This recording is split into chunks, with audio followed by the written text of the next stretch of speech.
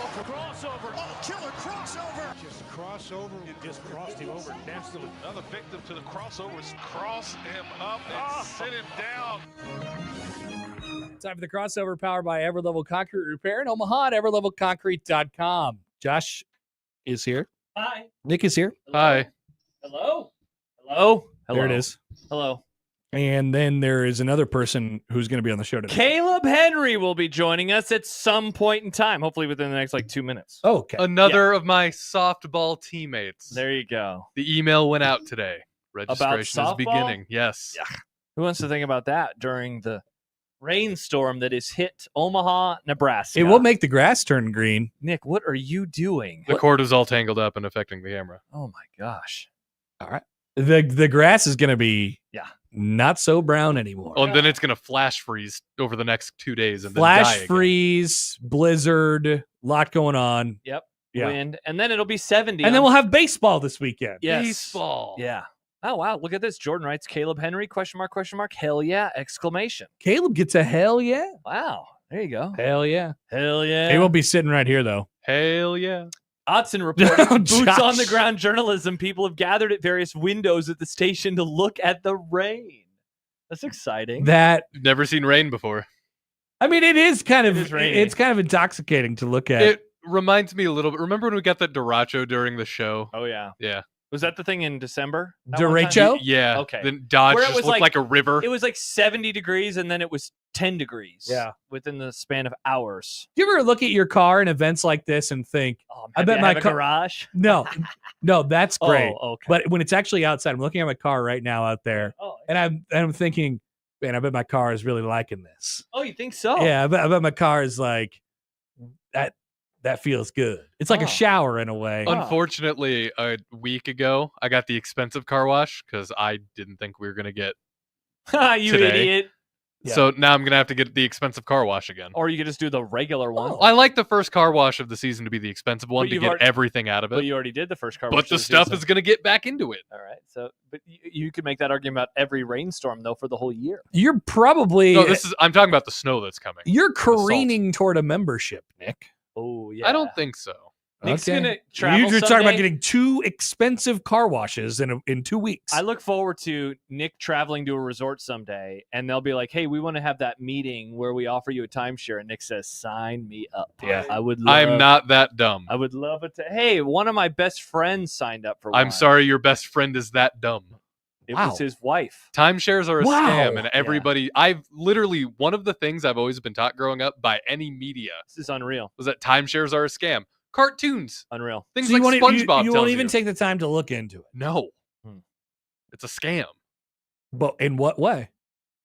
You pay for this thing that you maybe only get to go to a little bit, and you have to share with other people. That's the point. And if you want to get out of it, it's very hard to get out of now it. that's the scam part. That is the scam part. Yes. Correct. You got it. When you're like, "This is a waste of money. I want out," they're like, "No." But maybe some people got the money for like you could pay, a couple $1,000. You go there every couple of years. Maybe not a bad deal for them. Bingo, bango, bongo. Bingo, bango, bongo. Or they Mhm. could save their money and do something else. They don't need the money. That's the point. They could just throw it away. Yeah, they just have all that. They money, get Nick. expensive car washes. Hey, you are one of these people. Nick goes to games and suites now. Games and suites. Yeah, he only Games goes to and games if he suites. has access to good seats these days. It seems I like Unbelievable. the view. But fascinating. It's a And good That's view. why you go to the games and suites. No, I go to the games and suites because these are the seats that are provided to me when I go to these games. There you go, he knows people. I know people. Nick knows people. dude. That's awesome. Life is about relationships, and if you have the right ones, A lot of and Nick- networking. and Nick is suddenly a networking fiend. Who Look knew? at that. Yeah, who knew? Look at that. What are they Mhm. saying in the supernovas community these days? What are they talking about? What are they Uh, interested in? The supernovas are good. Not good. The They're good. supernovas are good. Supernovas are The good. rain is good. What's the what Nick, do the you tell standings me. look like? I think they're still first. I think the supernovas are still Now that's first a in diehard the right league. there. I think they're still first. Incorrect. They are a half game behind the Orlando Valkyries. Okay, that makes sense. at the moment. I feel like it swaps all the time. I don't watch every single game or in every match of Wow. everything Some in the league. diehard you are. This Not is a like when the diehard. Dolphins had a playoff game and you missed the first quarter to watch a movie. Yeah, I mean, I was already watching the movie. The Columbus Fury are bad. Yeah, no, they're not good at all. I watched them play a game, and 4-9. they can't volley that ball very well at all. Oh, really? That You sucks. got to be able to volley. What's the opposite of a volley? A folly? A ball. Mustache Adam writes, Nick Grimm, purveyor of fine Japanese whiskey, expensive car wash purchaser, eater of cheap rice. Yes. Yeah, it really does help explain a lot of To the your things. credit, Nick, it is hard to really pin you down. Yeah. I don't know what you're thinking at any moment. I do. His whole thought process is on the internet for all to see. I come into work. Various quote tweets. I come into work and he just says something, and I'm Does like, he? it's always unexpected, but it is always something from the internet, Mm. and so that's definitely true. I'm usually looking at the internet when you waltz in. Yeah. Have you seen this? Mm-hmm. Yeah. We have Kaleb Henry now. Oh. Caleb, are things working on your end?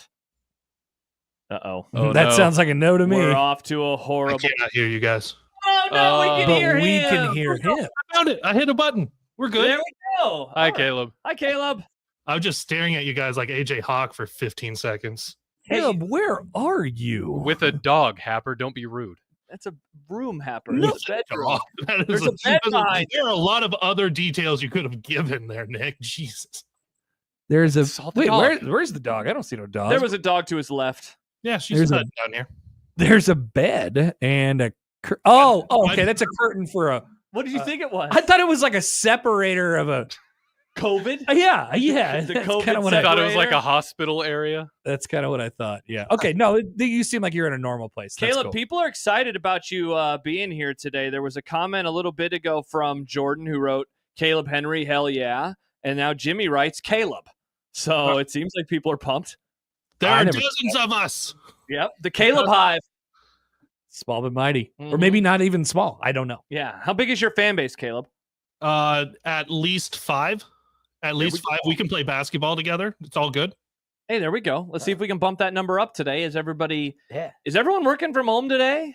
What do you mean, everyone? I'm Happer's right asking. there. No, You're right there. Like our listeners. Are our listeners working from home? Did they decide to brave the elements, or did they decide to work from home today? It was nice outside when I got here, Yeah. and normal people leave work at like 4 or 5, That's true. and I think they'll probably be okay. We'll be leaving at 5:30 today. Yeah, I don't think it'll be that bad. It'll be hopefully fine. Yeah. That's the goal. The Hopefully snow is fine. not supposed to start till a little bit later. I think 8 is what they're saying now. What is it like in Lincoln, Caleb? Yeah, friggin' awful already. We had to do that emergency thing where you're like with dogs. Okay, can I just take them out later?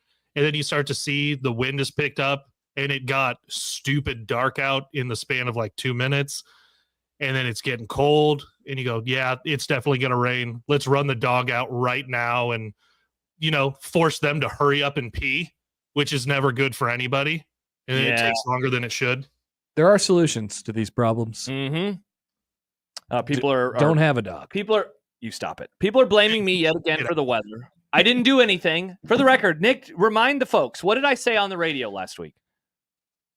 I don't remember. Okay, awesome. I said you are an idiot if you think the snow is done. Mm. So why am I getting blamed for today's? Because you have bad weather takes. I'm sorry.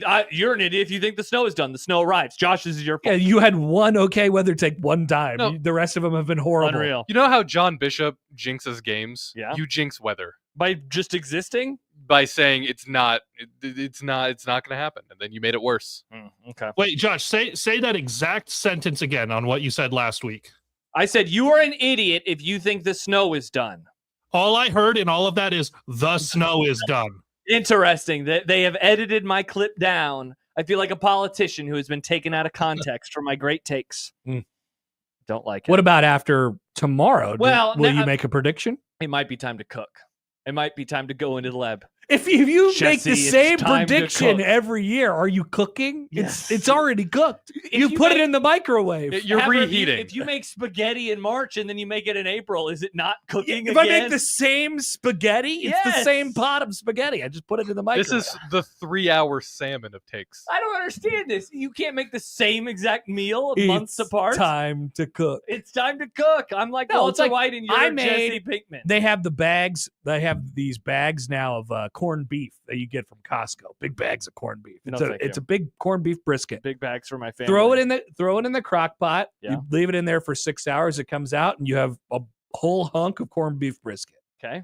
I ate some Reubens with the corned beef brisket That's how it on usually goes. Sunday. Sure. And then I put the rest of the meat in the refrigerator and I pulled it out yesterday and I made more Reubens. Yeah. Is that cooking? No, it's reheating. Thank you. But this is a different. It's a different year. It's a different meal. It's an entirely different situation. Oh, no, I get it. So if Happer made the corned beef on January 31st and then reheated again, or December 31st, and reheated it again on January 2nd. No, that's still the same meal. No, but it's a new year. This Happy is a New new year. Year. This is different weather, different patterns. I don't make the prediction on the same day every year, Happer. I look at my models. I study weather.com/10-day forecast, and I decide if it's time to make the move.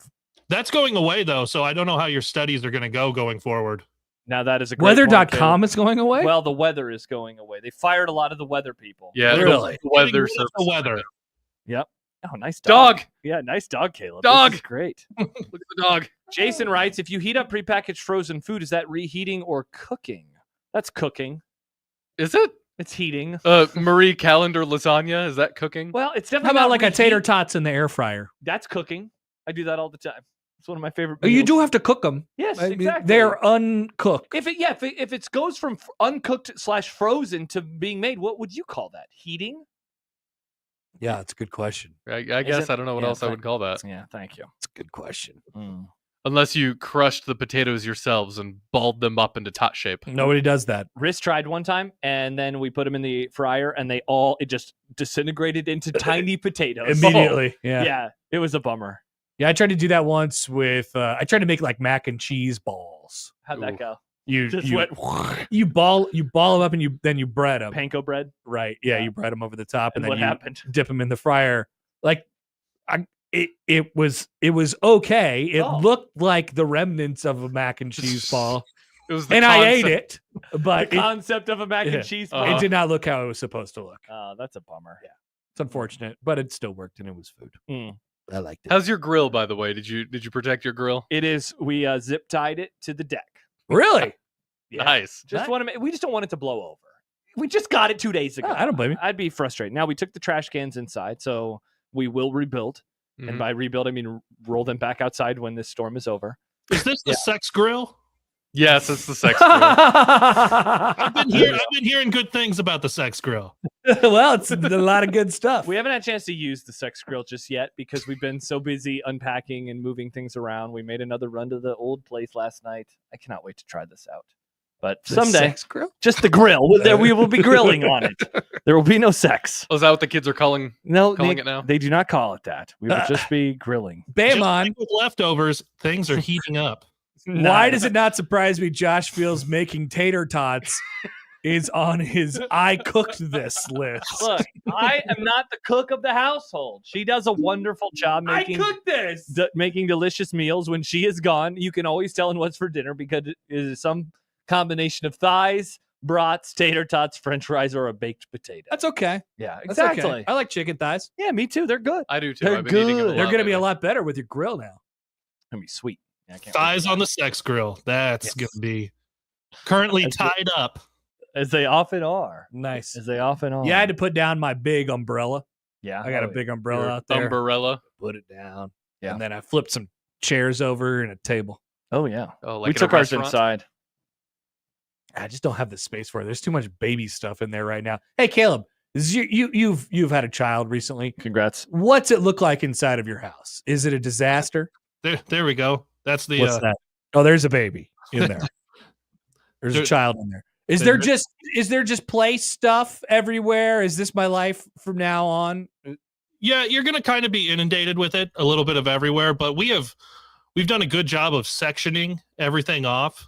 We live in a 2-bedroom apartment, so obviously there's her room, and then there's like half the living room is pretty much hers. And guess where she likes to play? Living the room. half of the living room that's not hers. Yeah. Nice. We used to have a big coffee table in the living room, and then we decided to put a big mat there where she could just play around and roll around and whatever. Yeah. Doesn't do anything really right now except for kind of roll around and like slam stuff. Can't have coffee tables She's with babies. super into just throwing stuff and slamming stuff. Oh right now. wow. Is she throwing more than Dylan Raiola is right now? Why is your baby so full of rage? I don't know. Aggro baby. Yeah. Aggro baby. I'm not sure. Hmm. I'm not sure, but yeah, she's just taking stuff and just throwing it. And so the living room isn't really ours anymore. She's Yeah. commandeered the living room, and I don't know. I feel like I need some more space. Have Yeah, you I gotten into remember- Bluey yet? Have I got what? Into Bluey yet? No. I watch basketball on TV still, and And your wife watches trash reality TV still. exactly. Yeah. And by that time, she's usually asleep. When is the Bluey face, Caleb? How much longer does Happer have to wait for that? There's no starting point and no ending point. There's just Bluey. It will just someday exist in your life, and it will never end. I don't think I want to flip that on. Yeah. Sometimes like we how show you- our YouTube videos of the Little Mermaid All right, hear me out though. under the sea. Bluey kind of slaps. Oh my gosh. What do you mean? Bluey's a good show. Nick, you're, wow. you're 27 years old. Happer. I have friends who have kids. Look at this. Stibbs, you are Yeah. 30 plus. He's 36 years old. Stibbs, you are old as hell, man. I What, have- what are you talking about? I have a lot of friends that have kids. They do a really good job of making it enjoyable for adults and children. Okay. Happer, Well- you watch the episode titled "Cricket, You Will Cry." I did. Does it slap more than college basketball? Yes. No chance. Poll Bluey is question. better than college Did basketball. you watch question. Nebraska, Michigan the other day? Hell yeah, it slaps more than that. I was sitting on my couch maniacally laughing the entire game. Oh, 49 to 46. That was a terrible game. This is horrendous. Look at all these people in the chat defending Bluey. They're Bluey pilled as no, they should Stibbs, of course, would say that it slaps more than college basketball. He is a hater of basketball. He hates basketball more than anyone I know hates basketball.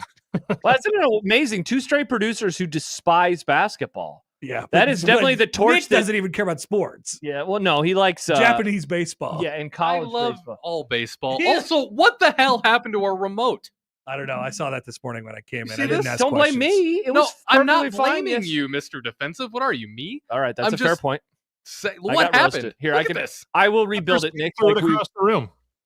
Yeah, that seems like something maybe Jimmy Allen got really mad last night and said, I want to do Blue Jay shoot around tomorrow, and he can't. I have received Holy a text. God. From- Bluey is funny. Bluey is actually funny. There are adult references. It's not better than basketball, even JV girls basketball. Oh, wow. Oh, my God. That's a little Bluey is disrespectful. JV girls basketball would be way down the list, JV way behind college basketball for me. Would it? Yes. All right, I think I figured it out. Now, I don't remember which buttons go where, though. Good This is luck. gonna That'll be fun. Nick, just leave it on. Yeah, I know. Josh fixes remote. That what was What the is this? Tweederson's Tech Tips? Tweederson's Tech Tips? That was an idea from Mike Schaefer yesterday. And so it's Classic Schaefer. He is the idea man. Yeah. So Oh. what happened now, Nick? Caleb, you just can't call Happer Caillou. That's mean. But someone asked about it, and it wasn't being brought Oh, up. I've seen that little kid. That little baby. People hate that little bald kid. How What's up come? with that? Peppa Pig. Get him out of here. I didn't think we were allowed to bully anymore, Nick. Apparently, bullying is fine if it's a small animated child. Okay, that makes sense. As long as they're animated. Hippie says they need to slap that kid around. I know how you like them slappy. I'm almost there. I almost got this stupid remote fixed. There you go, Nick. Now you can watch your dumb Japanese baseball. Congratulations. We should probably tape that thing together. Roki Yeah. Sasaki is pitching for the Dodgers tonight. Who's this Stanford guy you like? No, not Roki. No, Isn't yeah. that Sasaki? No, Rintaro is the Stanford guy. Roki is the guy who's that Careful. free agent. That was a little problematic. I apologize. I apologize. Nick, every time you're talking about something Japanese. Not every time. It's very interesting. What's it, the wobble? What's it, a weeby? Weeb. Yeah, that's you. Rivers Cuomo, Nick Grimm, handshake memes. Rivers Cuomo is a weeb. Isn't he married to Japanese I don't know if woman? he's a weeb though, or if he just has a fetish. Well, what's the difference? Well, one's sexualized and one isn't. There you go. Weeb sounds very sexualized. I mean, there are some problematic weebs. Are there? Yeah. All right, let's. Well, speaking Joel of said- Graham, did you watch Pokemon Presents last week? Oh my Yeah, I gosh. did. Yeah, there we go. Pokemon what? It's every year Pokemon just puts out the slate of all the new things they have coming out, games and whatnot. What do you mean Pokemon's making new things? They've never stopped. EA Legends is coming out late this year. Yeah, it is. Wow. Pokemon ended in like 2004. No. Remember the whole... I have Pokemon Go. Yeah. People freaked out that summer with Pokemon Go. Happer, Pokemon is literally never I remember stopped. asking JT Barrett about Pokemon Go at Big Ten Media Days. Wow. He was into it. So that probably would have been 2016. Yeah, Because that was that summer. Yeah. People loved... I didn't play it. You didn't Pokemon Go to the polls? I did. No, I definitely did not. I think that was Pokemon. the same interview where I asked him about Urban Meyer's sad pizza, and he had no comment. Oh, that's a bummer. He was not interested in talking about it. In fact, Understandable. he declined its existence. Oh, wow. I'm looking at the picture right now, JT. And I can see it's real. He's like, no, It's that didn't happen. They edited out the pizza like the Russian photo from way back in the day. Urban Meyer's just his hand is there, but there's no pizza in his hand. Doesn't look like anything to me. John is saying that Peppa Pig is funny. Also, Peppa Pig does have some good comedic timing. I've heard these things from Bruntz. Bruntz has told me this over the years. Man, this parent life is just a whole different world. My kid's going to watch college basketball. Meanwhile, we were watching White Lotus last night, having a great time. By the way, I want to give a shout out. I was thinking about our former boss, Mark, and how he hates sound bars because we got a new sound bar with 5.1 Dolby surround sound. And it was incredible. It cannot be understated how big of an idiot our former boss is. Understandable. He's a great guy. We love him. But that is a bad take. Did he Horrible just take. not know how soundbars worked? No, he said, I don't he think declined him. I don't think everything needs good sound, which is just the dumbest thing I've ever heard. What? Yep. Caleb, everyone is Stibbs writes Mark Barr. Different Mark. Yeah. Different Mark. Not that different Mark. Oh. Different A second Mark. a second Mark had hit the building after you left. Different Mark. Unless he's singing about the Other same Mark. Mark. Who knows? Yeah. But I couldn't believe how good it sounded. And we got a new TV and the picture is exquisite. It's amazing. I want to go home and just watch things on my TV. Welcome to the Samsung 4K life. I am Josh. going to go downstairs when I get home tonight and I'm going to turn on the basketball. And then one of the games is on Peacock. I got to upload my Peacocks. Is it the Nebraska game that's on Nebraska's Peacock? on Peacock. Did you know about this, Caleb, that it's on Peacock tonight? Since that's literally my job to cover the team, yes, I did. As a matter of fact, well, Way to go, Josh. I walked right into that one. Tough one See, for you. but here's the thing. In the era of YouTube TV, you can just open it up and it just shows you. It's like you've watched it enough. It just tells you. And so I've gotten so used to that. So I would have stumbled upon it for like 5 seconds tonight and then I've been like, oh, it's on Peacock. Yeah, I think I've trained my YouTube TV to not even inform me when there's like large presidential addresses and things like that anymore. You know, it doesn't come up on my library anymore. Oh, so you won't get any news about Pres T speaking. I'll have to tonight. look for it. I'll have to Are you going to go to check it out? Sorry, Creighton. I'm watching the president. There tonight. are What already. time's he talking? I think it's like 8. Yeah. Oh, that's Nebraska. Right time. when Nebraska starts. There Yeah, are already perfect. thousands of people waiting in all of these various live streams on YouTube, by the way. Very cool. Stibbs writes, I argue against soundbars, but the opposite way, LOL. I still have an audio receiver and standalone speakers and a subwoofer. It blows any soundbar out of the water. Now that is Oh, very yeah. fair. If you got the whole setup, then great. Stibbs, No. I'm not as rich as you. A soundbar is like the iPhone for sound people. You know, you plug it in and it's very user friendly and it's just right there. Oh, It is this does when what you're it's going to supposed talk do. about your Android? Yeah, but like Nobody cares. Stib Get out setup here, is like green the tag. Android. Thank you, Caleb. Very much appreciate you. The only thing iPhone has done is tried to divide people. You don't hear Android people yelling at other people with different colors of text and bubbles. The iPhone didn't do it. We did that. We're shaming you, not the iPhone. Yeah, that's true. It wasn't Tim Cook. Yeah, It was us. the iPhone allowed it. Yeah, well, It gave you the space. thank you. Humans at their very core like to discriminate against other humans. Jimmy, iPhone just now got USB-C. Don't care. Congrats. Who cares?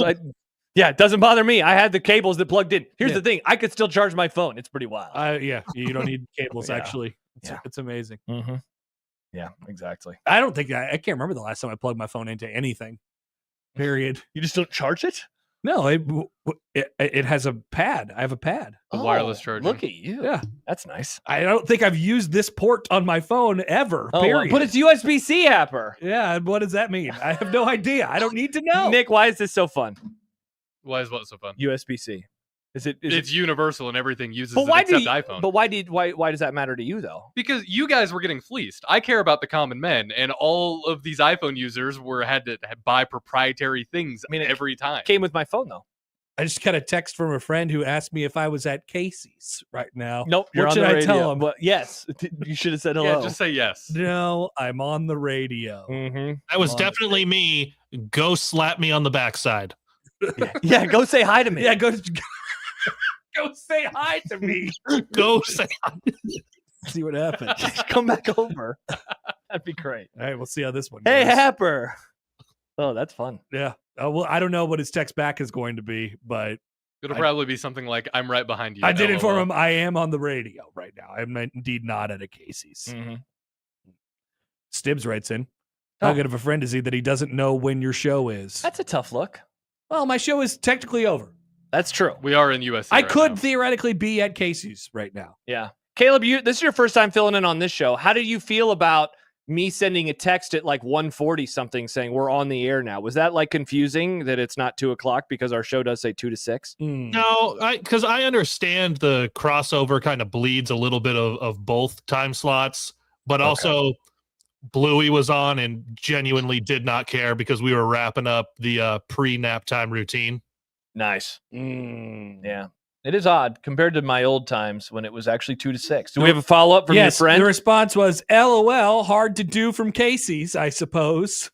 Hard to do what from Casey? Radio. Oh, you said you're on the radio. Answer them on I the thought you said radio. come up and say hi to me. We could be doing a remote at Casey's right now. Yeah, that's true. We did it at McDonald's one time. We did. Hey, Remember that? why would I Outside be? of McDonald's. It's so rainy right now. It'd be very hard to be at Casey's. I mean, it rained on us at McDonald's. That's true. By the way, Nick, there were some responses about Nick talking about washing his car and pointing out that the salt was not laid down. So you'll actually be okay in terms of the snow. Sick. There will not be any salt, indeed. Yeah. very good. Yeah. Okay, one more follow up here in this text from my friend. Okay. Saw your doppelganger. Hopefully, you're talking about NEB ball missing out again on the tournament and how good Iowa football is. Carry on. No, we have not talked about any of those things. No. I imagine Caleb and I will talk a little hoops today. I do not think that Caleb and I are planning on talking one single second of Iowa football. Okay, but are you Boo. going to talk about Nebraska basketball missing on the tournament? Probably. Well, we'll see, I guess. Caleb might be more confident that I am in The only Iowa subject I want to talk about is their softball team has now lost their head coach and their interim head coach, and there is all kinds of controversy happening with Hawkeye softball. What happened? Is this rumors? Groomers? Whoa. They're getting Whoa. Uh-oh. That last one sounded a little bit problematic. Well, I don't know what's going on. Yeah, what happened? No, not one of those situations. I think there's issues within the team.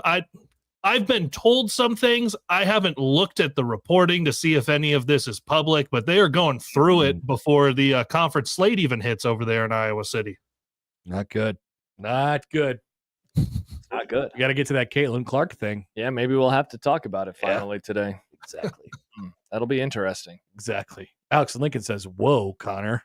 I'm just saying. That's What did you say? I said groomers. And Doesn't that just mean John Gruden? Yeah. Groomers isn't probably. Well, I mean, he has become a bad Yeah. person, but no, it's Right. about the rumors that he's going to be a head coach Yeah, I'm somewhere. not suggesting Guys, it anything. is 2025. You cannot say that. No, I Also, think you say can now. groomers? They put Unless his you name take back your on. dog there. Yeah. They put his name back on the thing. Yeah, he got in the ring. Oh, groomer. See, I Yes. was hearing GRUMORS. They're talking about groomer. got it. I was Yes. thinking GRU. Yes. I heard it like Thank you, yes. Josh. Handshake Football bead. brain, Yes. handshake bead. See, look at Yes. that. My football brain finally It helps the saved show. my ass. These guys are thinking about Epstein and the files, but I'm just There's going to thinking be a about Kendrick Lamar song about this crossover. They not like us. I didn't watch a second of the Oscars live, and I've actually only seen like 12 seconds of the Oscars after the fact. But the Conan O'Brien joke that he had about Drake and Kendrick was very, very funny the other night. Did you I see saw the none joke? of it. Oh, man. It's very, very funny. It was Very- phenomenal, but I'll tell you, I have got a hot take later about it. Oh, that's right. The hot take market is today. Oh. Wow, are you venturing into pop culture today, Caleb? I may a smidge. Okay. All right. Oh, what was the last time we had a pop culture debate? Well, I guess last week when John relitigated the Conan AC/DC. thing. Yeah, Nick, can I send you the Conan thing? Could we play it on the air real fast? I don't know. It won't work with the setup. We can't do tweets. No. All right. Well, What? never. I don't know. That seemed like a weird Is it interaction. video? Can we do video? Not. I mean, if we upload it to the StreamYard, then yes. I can play if you want to do audio. I can play audio from here. Okay. I'm remote from you guys. Yeah, that's pretty wild. I will DM it to you, Caleb. And so we'll see if we can make this happen. Stib said he would die for Conan O'Brien. Wow, really? He would die for him. Mm. All right, Interesting. here's that audio if you guys want it. Is Yes. it a bad? What kind of joke is this? Let's find out together, shall we? Does it say bad things? Well, he says a word in there that is not like, we're not going to get taken off the air. It was on network television. A lot of things are on network television. All right, here we go. Shalaber. Oh, you guys couldn't hear it. I was literally playing it for a second. Oh, Nope. Okay, it doesn't all work. right. I guess it doesn't work. good try. Well, I will upload the video. Now you'll be gone though by then. So I might be listening. okay. Here, I can tell you what he said. It's funnier though if or would this be funnier if Caleb just says the joke? B. Conan. Says the joke verbatim. All right, well, we've reached the halfway point in the show, which means it's time for Kendrick Lamar to come out and call Drake a pedophile. Nice, Conan. Good joke. And then he Good said, joke, what Conan. was the other thing he said? It was like, don't worry, I'm lawyered up. or Yeah, whatever. I'm lawyered up. Nice. That's good. Good. Break the ice. Oh, that's Come out good and say stuff. it. Why not? All right. Well, Happer, I that's think your Look at those puddles. I think Yep. the waterfall stopped. yeah. Yeah. The rain. No, it was a waterfall. This is the biggest waterfall in the world. It's Happer got that reference. Look at those puddles, man. Those people are driving through puddles. big Holy time. God! Yeah. What time does the flash freezing start? Gonna That's start the calling that question. one Puddle of America. Nice. Have you seen the pictures from Western Nebraska this morning about how the roads are covered with snow? Don't care. Oh, look. I North saw Platte. a picture from the road in Tedford or Whatever. Tedford, whatever. Jeez. Caleb, you know Western Nebraska. How do you say it? Tedford? Thedford. Literally the way it's spelled. What do you mean? How do you say it? Sandhills, Tedford. And I saw some pictures. Hiles Tedford.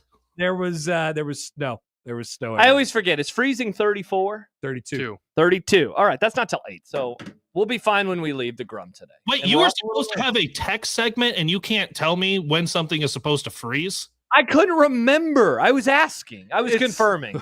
It's Tweederson's tech tips, not Tweederson's weather. Well, report. I He's think not good at weather either, it sounds like. That's right. Caleb. Maybe. Hey, Thank you know what? This explains maybe why I've struggled with the snow being done. I thought it was 34 degrees, but it's 32 degrees. Actually, it would be the other way. That's actually, that should Yeah. help you. I realized it as I said it. All right. Well, Okay. we'll figure it out. We'll be good. We'll be fine. Good. Well, yeah, the show will be good, and we won't die today. What a crossover. What a crossover! I don't know. Okay, I thought Nick was going to Powered by Everlevel Concrete Oh, Repair in oh, Omaha thanks. at everlevelconcrete.com. All right, perfect. All right, that is Connor Happer of the Connor Happer Show. Yep. I'm Josh Peterson of Unsportsmanlike Connect. We have Kaleb Henry hanging out today from Husker Max. We have Sup, many ladies? topics on many sides to come. We will get to all of them next here on 1620 The Zone.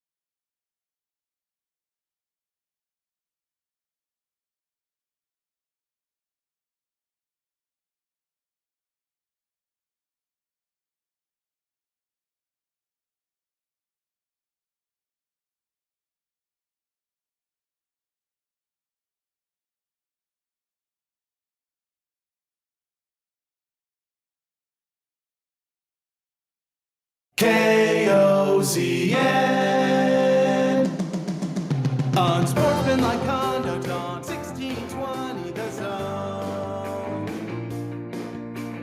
Husker athletics, Creighton, and yes, UNO. Don't miss a moment, they'll give you your fix. They're on every day from 2 until 6. Spend your afternoons with John, Josh, and Nick.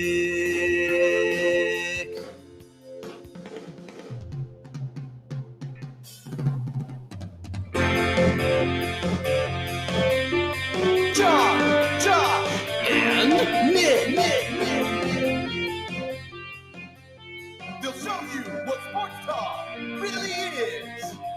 We have Kaleb Henry in the building today, though, I mean, guess not technically in He's the in building. a building. He is in a building. He's in a room. With a dog. We're going to talk about sports, and we'll preview it all right now. Unsportsmanlike conduct on 1620 The Zone. Husker athletics, Creighton, and yes, UNO.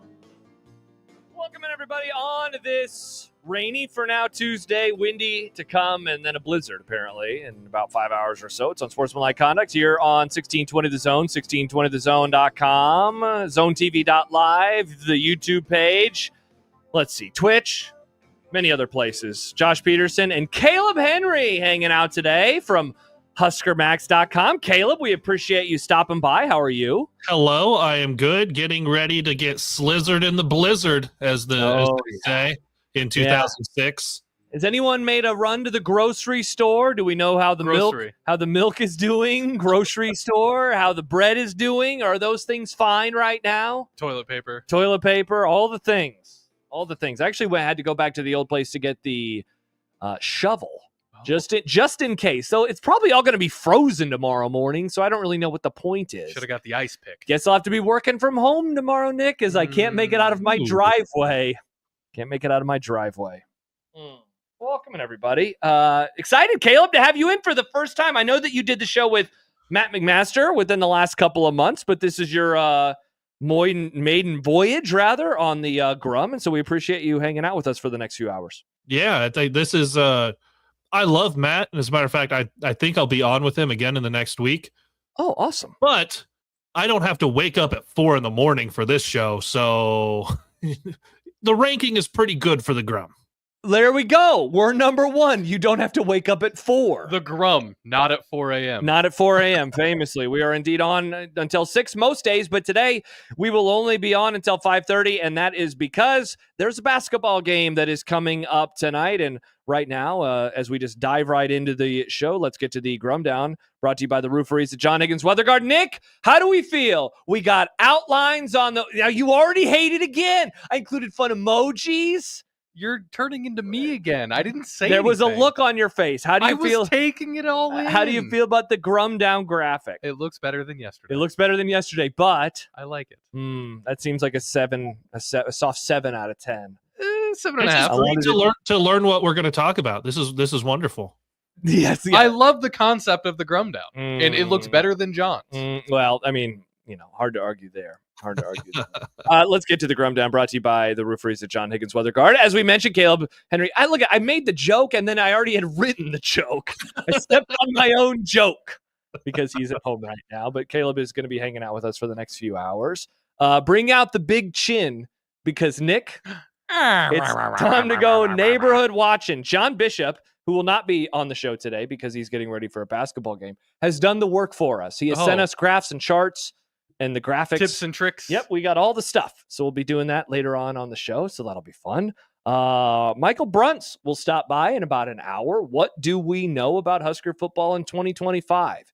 It's the question that we talked about a little bit with Mike Schaefer yesterday. We can ask him, among other things, hey, why does the baseball team stink? Yeah. There we go. Okay, thanks for the chime in there, Nick. Great stuff. What kind of pressure is Matt Rhule under this fall? We will talk about that. A lot of emojis here. That I made one of them. I did a basketball emoji, and then I just decided let's just do all of the emojis. And I don't think Nick likes the Grum Down graphic. As Kaleb mentioned, a pop culture related hot take market for him. but we will get to the hot take market a little bit later on. That'll be It's fun. the super hot take market. It is the super That's hot why take there's market. pop culture things in here. Yes, it does not just have to be football. A slice of college baseball continues. Yes, it does. Do you know about this segment, Caleb? I don't think I told you about it. Nick talks about college baseball for 5 minutes for some reason. Yeah, once a week. Oh, okay. Looking forward to learning nothing. I got a spicy one today. Wow. I think that you should include that little snippet into your open next week. Yeah. Oh, okay. A slice of college baseball. Steve Sipple will join us in the happy hour. Any chance Nebraska ball wins tonight? To that question, among others, we can ask him. And of course, it is indeed time for the blizzard, and we are not talking about ice cream. It is very weird. It's very weird that I wore shorts on my run this morning. I wore shorts and a shirt. And tonight, I have my coat, and I have a hat, and I forgot my gloves. So we'll see how cold it gets. But that is what we have coming up on the show today. 402-951-1620.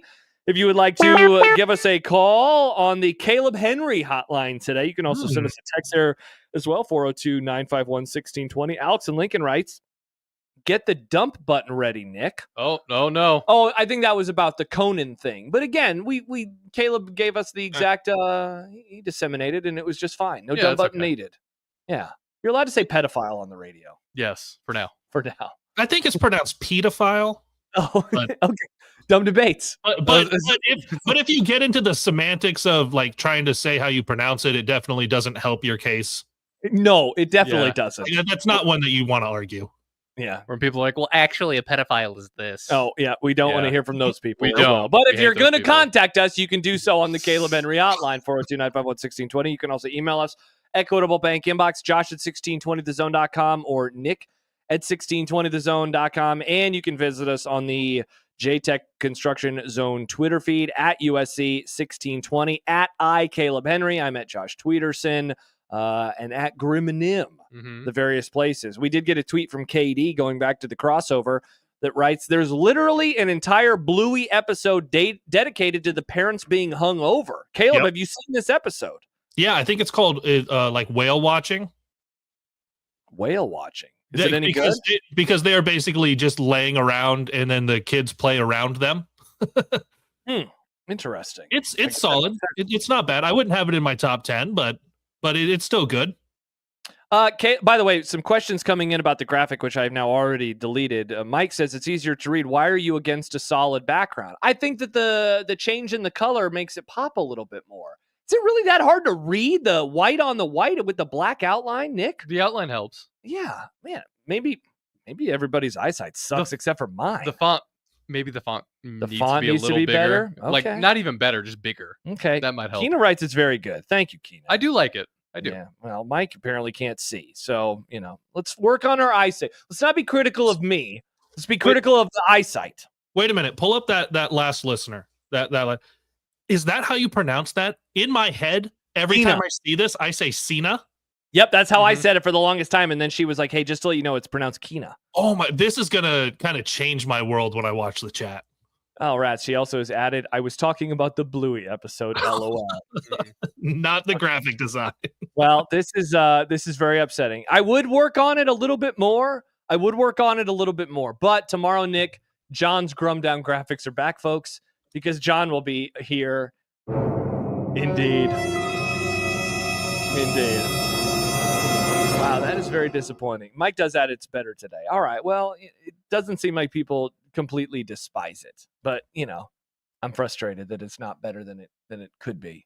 I'll work on it. Next time John is gone, John will be gone, Caleb, next week. 1 week from today, John is traveling to New York City. I will work on one, and we can see if that one will be any better for the people. I hope so. Yeah. I hope so. For the people. Yeah, indeed. Among the other topics that we'll get to today, some media news, some draft stuff as well. And again, we will be diving quite deep into the Nebraska game tonight.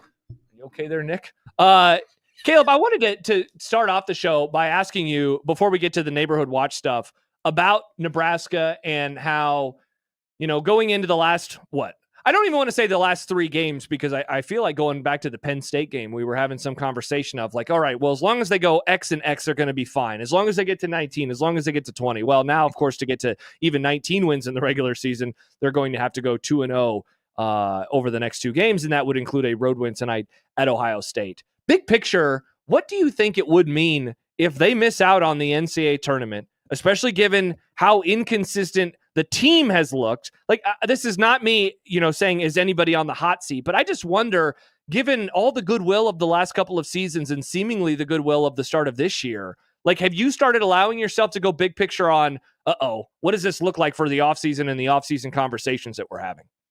Not really, because you're already going to have to bring in 7 guys next year.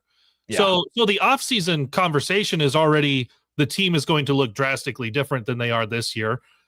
Missing the NCAA tournament it's disappointing. If that were to happen, but it's weird to be in this situation where you have a 6-game losing streak, you go 5-1, and then a 3-game losing streak, and you still have a chance with 2 games to go before the Big Ten tournament. My biggest concern over these next 2 games is get into the Big Ten tournament, because that's still not guaranteed. Wild. See, that's the part where I think there's more of an off-season conversation to be had, where hot seats are within the program if this team does not make the Big Ten tournament, because that means you are outside of the top 15. 15. Yeah. That to me is the issue. And I still wouldn't think, even let's say they lose the next 2 and don't make the Big Ten tournament. Like, Fred's not getting fired this year by any means, but you look at next year and say you can't miss the Big Ten tournament 2 years in a row. Like, that's a conversation that ends up being had. But in all of that, you go back to when that first losing streak was going on in January, and you got to this isn't an NCAA tournament team. Fred doesn't have it. He's not going to get him there. Well, we're into March, and Nebraska's still in the conversation for the NCAA tournament. I think that is phenomenal, a phenomenal turnaround from where the program was 2 to 2.5 years ago. Mm-hmm. Yeah, 100%. And D'Lo writes, Fred firing talk is so dumb. For the record, I don't think either of us are saying that. No, I am certainly not saying it. And he adds, people forget Fred has never missed the Big Ten tournament. He is not. And you hope that ends up being the case. And so maybe it's a hard question to even ask, let alone answer right now, because I'm not approaching it from that perspective of, do you think that Dannon could do something? Could this mean anything? It's just more, what does it mean for the program moving forward? Because, you look back now 2.5 years, like you said, Caleb, how they finished up the 22-23 season was really, really strong. And then that built, of course, into the 23-24 season. And they get to their first NCAA tournament in a decade. And then they get off to a nice start this year. They have the Creighton win. They have the close St. Mary's loss. And even though they get stomped by Michigan State, they have the great performance against Indiana essentially a week later. And since then, I was looking at the numbers again today. They're 11-11 in their last 22 games. And so it's been a weird version of 11-11 because they've had a 6-game winning streak, a 6-game losing streak. They had a 4-game winning streak, and now they've lost 4 out of their last 5. And so they're essentially just up and down, and there's no real rhyme or reason. There very rarely is it like win 2, lose 1, win 1, lose 2. It's always like huge chunks of either winning or losing. And so with this group, look, I'm obviously not going to be the first person to say it, but it doesn't seem like the chemistry is very good right now, and it doesn't seem like the team is playing very well together. And this was supposed to be, the team that, I don't know if took the next step, but I don't know, Caleb, how long ago were we talking about, it's not about will they get in, it's what kind of seed are they going to be? And if you're talking about what kind of seed are they going to be, you're also wondering, is this going to finally be the year where they win their first tournament game? And now you're worried about them even making the Big Ten tournament. It's just wild, I guess, how much the conversation has shifted, how much the window has shifted over the last, 3 weeks, 4 weeks, 2 weeks? The last 2 weeks especially, where you're on this losing streak right now. You brought up the last 22 games. What about the last 15? Because Nebraska was 12-2. 12-2 getting into January, 5-10 since. And obviously all of those are Big Ten games. The Big Ten is a tough league. You've got a really soft middle of the league, and that's where Nebraska sits. They're not at the top with the Michigans and the Michigan States. But what you're seeing is Nebraska on any given night can play with those teams at the top, but also on any given night can lose to those teams at the bottom. That it is, and that's not Nebraska specific. You can see that across the league. But if you want to take the next step as a program, what you do is you don't lose over the course of the season. You don't lose to the teams that miss the Big Ten tournament. You eliminate those losses off the bat. And then you Sure. become competitive with everyone else around you. When you're looking at the bigger conversation of where the program is going, we're hitting revenue sharing if the House settlement and everything does officially get approved. So how much of that is going to be delegated to Nebraska men's basketball? And whether you're coming off of a second NCAA tournament trip or not, you still would have had a coaching staff in place and a head coach for several years. And you do have some pieces that are returning, like Sam, who have multiple years in the program. You'll have other guys with multiple years in the program. Can you utilize the NIL? Can you utilize the revenue sharing with a little bit of consistency to bring in 6 or 7 new guys and say, who wants to come in and be the guy? Because that's what's going to be here. This program missed on so many transfers with this group. There are guys that do okay at what they are, and there are also guys that are not living up to what you hoped you would get from the transfer portal. And it's been just, can Bryce Williams go off and can anyone else help him? And that's not what you want out of a program. Caleb, do you have any idea whether it's hearing things, or do you have any guess on what you think the rev share number will be for hoops? I talked about it a couple of weeks, or maybe last week rather, with John, that one of the numbers that I was hearing for football from somebody that is plugged in that I trust was $16 million for the football program, which would be more than Georgia is paying and more than a lot of schools, at least the drips and drabs that we're getting in terms of reporting. But that doesn't really leave a whole lot on the back end for any of the other sports. And I think it was Chattel who wrote about it today in his column. What do they do with volleyball? And that's a question that I've been wondering about for a while, because unlike a lot of the other programs around the country, they're not going to spend that type of money. Nebraska will on volleyball, which means they're cutting into the other sports. And so you're already talking about a large piece of the pie. Again, if what I'm hearing is true for football, I wonder what that will mean for men's basketball. Most schools are going to go large chunk of change, 14, 15 million plus to football. And then it's going to be your next biggest chunk is to men's basketball. And then a little bit to women's basketball, and then a little bit to kind of whatever's left. And that, in that women's basketball, depending on the school, that might be baseball in SEC country, depending on how good your program is. But you've got places like Iowa with their wrestling program, Penn State with wrestling and volleyball, Wisconsin with volleyball, Nebraska with volleyball. How much of that money goes around is going to, I think, be more contentious than you would have thought. Especially considering the football has not been relatively successful for the last decade. It's been 30 years since real success for the program to get back to the 90s. So to go and designate that much money, you wonder how much of that is earned versus how much of that is wishful thinking in where the program is going. Yeah, for sure. And by the way, going to that Chattel column real quick. So there was numbers in here that he mentioned last week. Michigan Athletic Director Ward Manuel laid out his plan for the $20.5 million revenue sharing. Manuel said 75%, which is $15.38 million, will go to Michigan football players. The rest, he said, will be divided between men's and women's basketball. And so if we're understanding that right, they're just doing it with 3 sports. And then everything else is getting essentially nothing. Whereas the reporting that came out of the state of Georgia, last week, it said that there was like X going to football, X going to basketball, X going to both basketballs, right? And then I think there was maybe 900,000. And then the rest of it was going to every sport. And it wasn't a ton of money, right? Because you're talking about a ton of athletes. You're talking about a lot of different athletes. But still, that's more than apparently what Michigan is going to be doing. Yeah, it was 900,000. That is it's left over. And that's so under $1 million for all of the rest of your athletic department. Now, what is Georgia doing? What are you likely to see Nebraska doing as well? You're looking at where your rosters are. Obviously, football is cutting to 105, but volleyball is expanding to 18. Basketball is going to expand. Baseball is expanding its scholarship numbers. So you're looking at all of them in where the House settlement is going to be so focused on who's doing what with the rev share, but the roster limits in the agreement is going to be just as big. Because for Nebraska football, you're going to have 105 on scholarship. In the SEC, they're still capping scholarship limits at 85. Isn't that wild? Which is supposedly, like, you can still make that up with NIL depending on what your collectives are doing and all of those things, because the NIL and the collectives, that's not going away.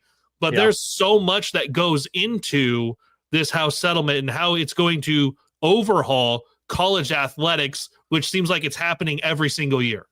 Yeah. Husker Country asks, so does this mean athletic departments that don't have football will allot $18 million to men's basketball? In theory, they could. Like, in theory, Creighton... But do they have that money? That's the question. That's correct, because while Creighton doesn't have football, and thus, in theory, you could say, sweet, we don't have to allocate $16 million to our football program. Let's give it all to basketball. They also don't have the TV dollars that a Big Ten school that has football does, because why does Nebraska have those dollars? Because they're in the Big Ten and because they have football. Why does Creighton not have those dollars? Because they're not in a conference like that and they don't have football. And so it's a great quandary. And I haven't heard anything in terms of behind the scenes on what Creighton is thinking about doing. I look forward to getting some answers at some point in time, because I imagine I'll be able to hear something.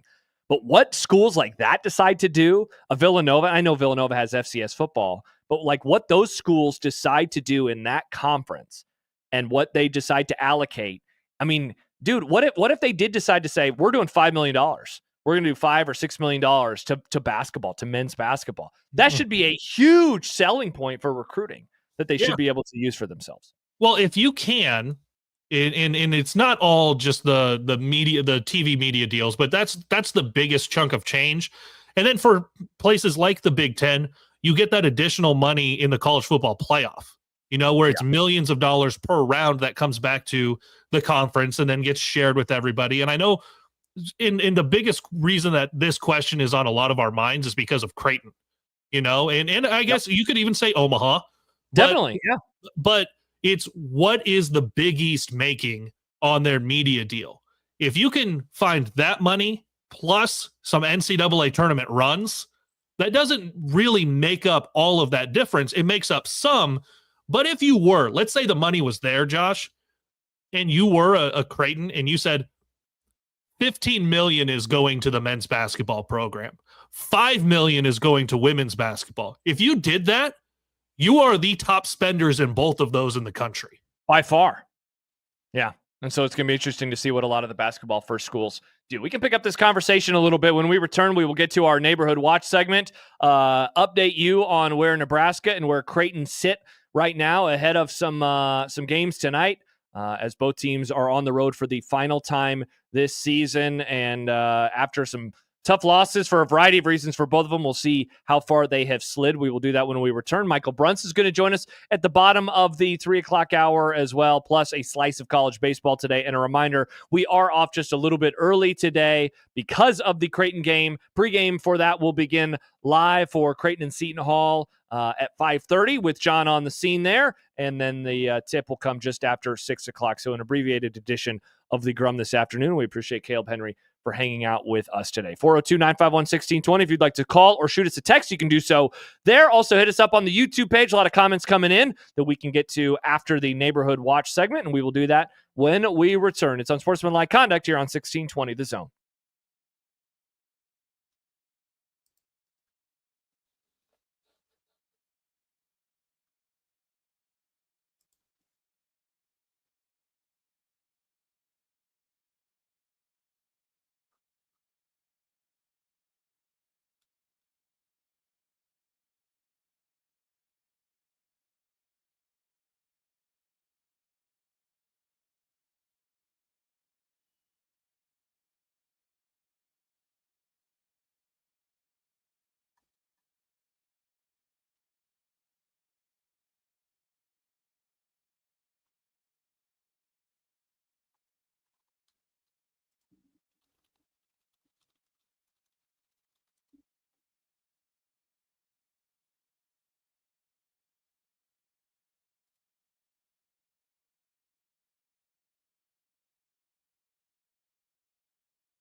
Prescriptions require an online consultation with a healthcare provider who will determine if appropriate. Restrictions apply. See website for details and important safety information. Price varies based on product and subscription plan. Hey guys, let's talk ED, because millions of men experience it, but not everyone can access or afford treatments like Viagra. Hims can help. Through Hims.com, you can access a full range of treatment options for ED through a 100% online process. To start your free online visit and save up to 95%, go to Hims.com/joy. HIMS.com/JOY.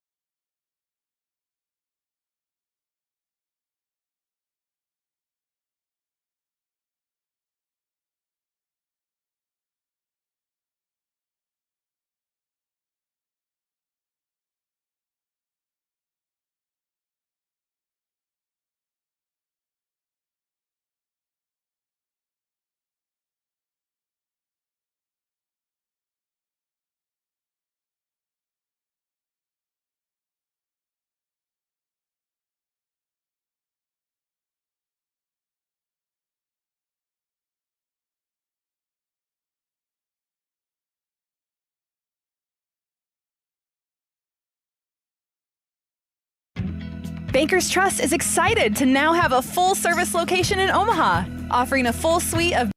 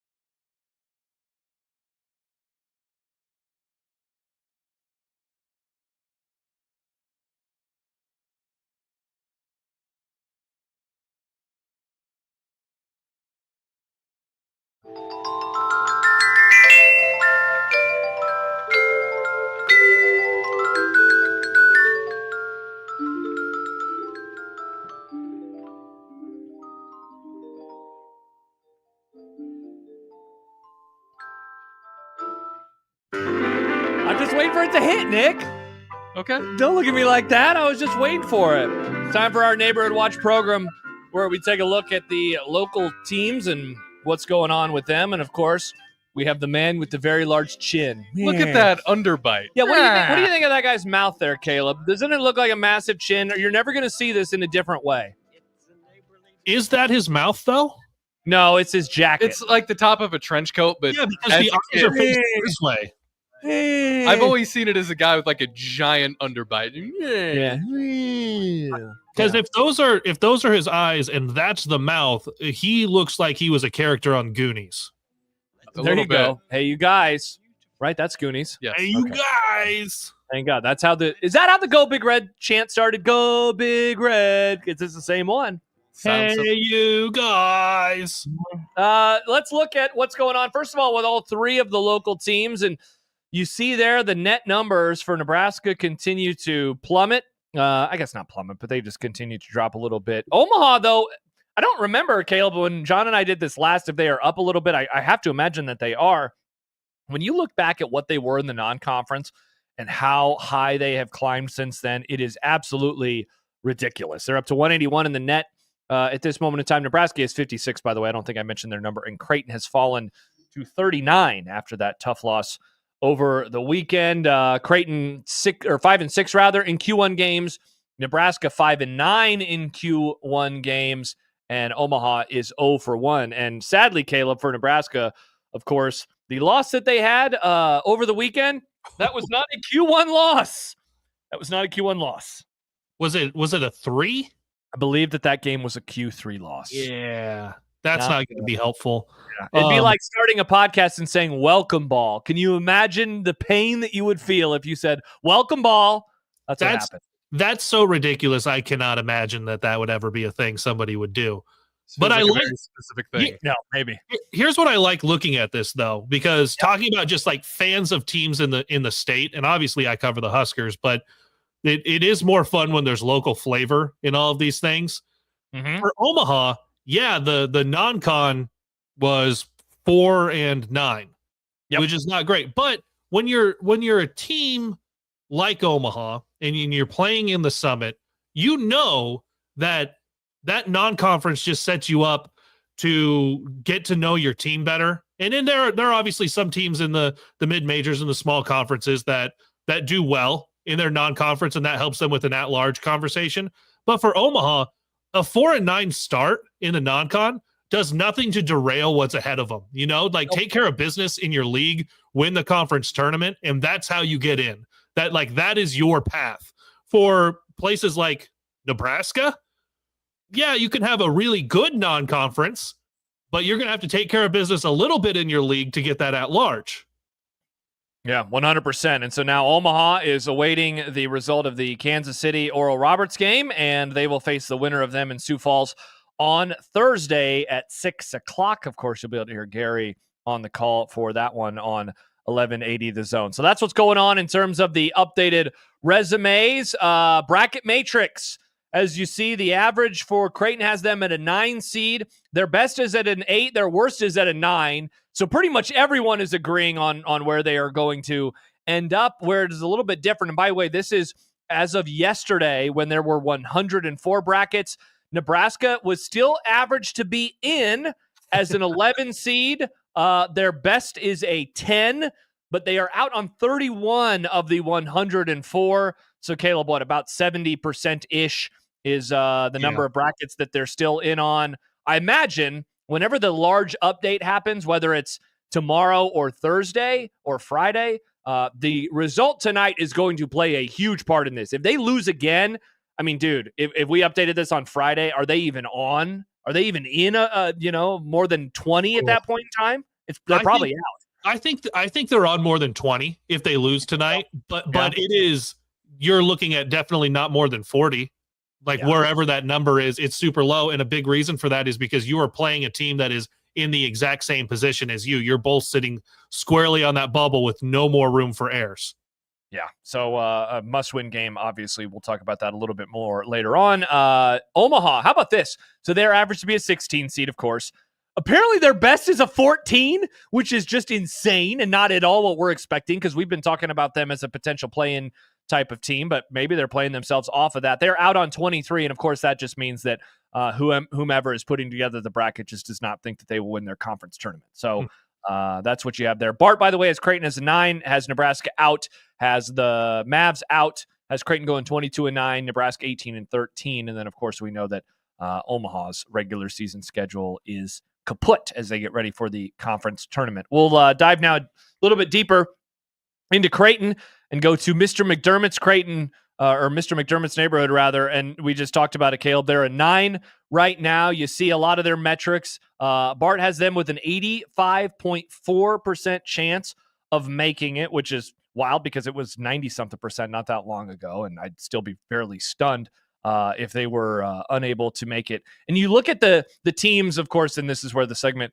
gets its name. You look at the teams in their neighborhood. UConn and Georgia and New Mexico are on the same line there with them in the 9 seed line. Above them, BYU, Gonzaga, Memphis, and Vandy. And then right now below them, West Virginia, Baylor, Utah State, and BYU.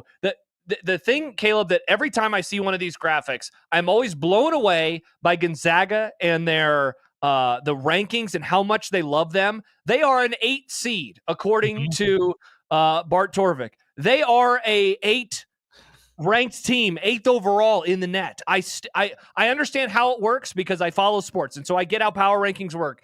And I understand all those things, but it is still wild to me that they can have the resume that they do, that they can have the win-loss that they do, which is 23-8. They're 14-4 in conference. They're non-conference, or their conference slate, rather, 101st in the country. They're not going to win their league, and yet the advanced numbers view them as an 8 seed. It's absolutely wild and perplexing to me.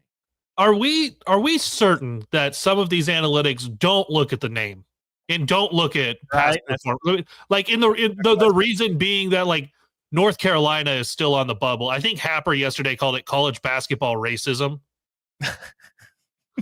That's pretty good.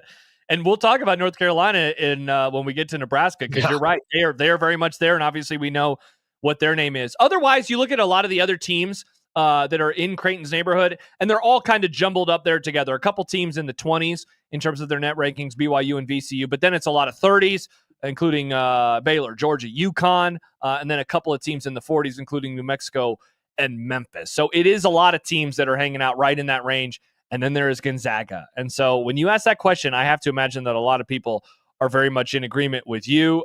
You said it, though. Let's get to Nebraska's graphic, because as you will see, North Carolina is there. And, man, every time we do one of these, they fall further and further. I believe, Caleb, the first time that we did this and we were looking at Mr. Hoiberg's neighborhood, they were above the last 4 buys. They were on the 10 seed line. And I think Creighton was higher. And so they've never been on the same page. But gosh, they just keep falling and falling. But there is North Carolina in one of the first 4 teams out. They're number 3. Nebraska's number 5. Bart only has them as a 22.7% chance to make it. You're looking at teams above them like Indiana, a team they beat, like Ohio State, a team they beat and will play again tonight. But in terms of the ones above them off the bubble, Cincinnati, Oklahoma, the aforementioned Tar Heels, SMU, Villanova right below them, Wake Forest a couple spots below them, and Colorado State down there as well. You know who's, because a lot of the conversation is, well, this Nebraska men's basketball team doesn't look like a tournament team. Well, neither does, and literally just read down this list of teams right now.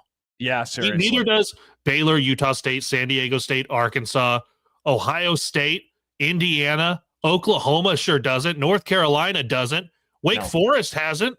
Like, these are the teams that you're talking about getting into the field of 68, which is why any talk of expansion should be met with, please don't, because the teams are already not great trying to fill in the last 4 to 8 spots.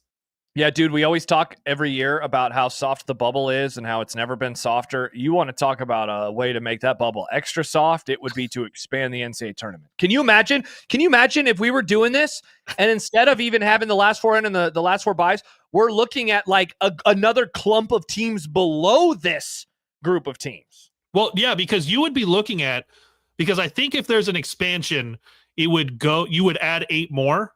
Is that the way it would work? It would, yes, they would go to 76. So you're looking at everyone that is on there right now would be in. Correct. Like, these are the teams that would be in.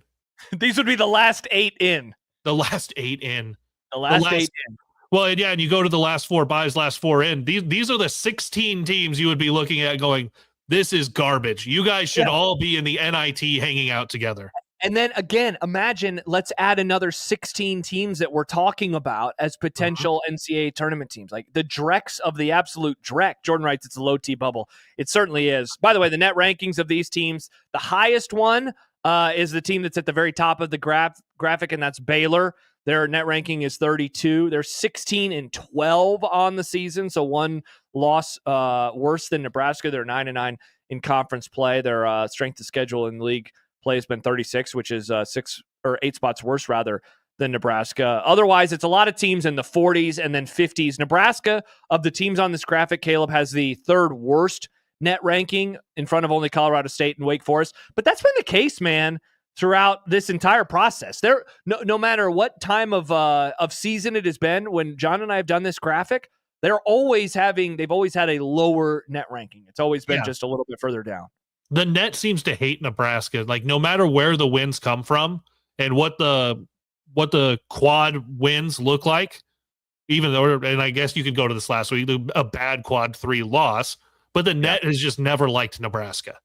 No, it certainly is not. Duncan writes, I don't want tournament expansion, but if they did expand, the new spot should go to regular season mid-major champs. You know, if they did expand and they actually decided to do that, I'd be okay with it. But they definitely will not do that. And it would honestly, like Caleb said, it'd be Cincinnati, Big 12, Oklahoma, SEC, North Carolina, ACC, SMU, ACC, Nebraska, Big 10, Villanova, Big East, Wake Forest, ACC, and then Colorado State, Mountain West. Maybe it's not a 7 out of 8 power schools, but dude, I bet we're talking about 66% or above a lot of the years. I don't think that it would be rewarding a lot of the mid-majors. No, because you're talking about right now with the Big 10, the potential of getting 11 in. you would be talking about, can you get 13 or 14? And at that point, you're saying if you make the Big Ten tournament, you have a shot at being in the NCAA tournament. And I don't think with 15 teams making the Big Ten tournament, and a lot of those are going to, like Nebraska, have a losing record in the league, I don't think once you get low enough in that, you should be making the NCAA tournament. Definitely. And so you wonder if they're going to do that, do they work in those types of parameters where you are unable to make it if you have a losing record? Even if your numbers are great, even if the net loves you, sorry, you have a losing record in your league, or you're on the bubble for your league tournament. Like, come on, we're not going to let you into the NCAA tournament. I think instead of a losing record in your league, because it's tough with like the Big Ten right now, and you play 20 league games and how strong the conference is. Same with the SEC is a really strong conference. I think there should be a cutoff. Is that go 400 in your league? So you got to win 8 league games. Like something in there, the same way that in college football, you have to win so many games to be postseason eligible. Is it in your league? You have to win 8. You have to win at least 8. So for Nebraska right now, you'd be saying you're not there yet. Got to win one more. We'd be having the same conversation, I guess, depending on the parameters. Because, hey, here's the thing. We had them in they were in the, they would be in the last 8 if the tournament was expanded. They lose tonight, they're probably falling even further. They're probably not even in the last 8 in anymore tomorrow. And no matter where expansion goes, I would love to see this change even without expansion. If you win your conference, you're not playing in Dayton. I think you automatically get to go play on Thursday or Friday. Yeah. And that's going to be the other thing. If they actually do get expansion, if they do get what they want, where those games are played, because I know that there's been some talk about, instead of having all the games in Dayton, maybe you send some to the West Coast. How many playing games are you having on Tuesday and Wednesday leading into the tournament? But I think that's a good one because, debates aside about whether a win in the NCAA tournament in Dayton would count for Nebraska's first. I know fans will have that. Like the real special part of the tournament is getting to the Thursday or the Friday, where you're in an arena. There are 4 games at that arena that day, and you are a part of it. And that's what everybody wants to have. As cool as it is for these teams to get maybe their first ever program tournament win, what's more memorable, do you think, Kaleb, for the 16 seed? Is it winning a playing game, or is it actually getting to play the 1 seed? I have to imagine it's getting to play the 1 seed because you're lining up across from Kansas or Duke or whomever it is. Not Kansas this year, obviously. But yeah, that is what it is. There is Dayton, and there's the feeling of, like for Nebraska last year, going to Memphis. There's the feeling of Creighton making a run to the Sweet 16 or the Elite 8.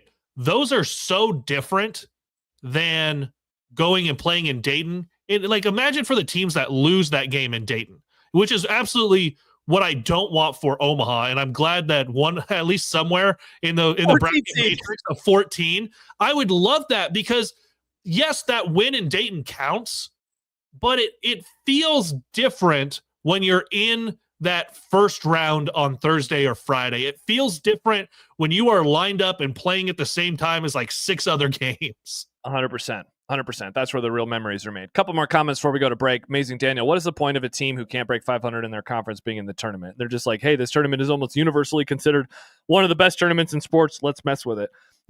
Obviously, I'm preaching to the choir here. The answer is money, of course. They want to make more money. We talked a little bit a couple weeks ago about Seth Davis's argument for expansion, and it kind of hinged on, look, the sport has gotten bigger, but the tournament is now a smaller percentage of the sport than it used to be. And I'll hear that. And maybe this is just nostalgia talking, right? Like, I love the way that the tournament is formatted now. I actually wish it was 64 still. I think that was, even though I barely remember it when it was 64, I think that is the best pure format in terms of everyone could play a max of 6 games. There are no Tuesday games or no Wednesday games. You just have it. But you mess with it a little bit more. And I don't know, man. When I think of how I approach that week, I very rarely say, I have to watch the games on Tuesday. I have to watch the games on Wednesday. But there's no way I'm not sitting in front of my TV on Thursday or Friday. And that's the difference. Yeah. And maybe this would change it a little bit because I think the number of games, if you did this, would be 6 across each of those days. So it's like, okay, there's some afternoon stuff. Maybe I'm going to tune in a little bit more, but I just can't imagine, being all in on it.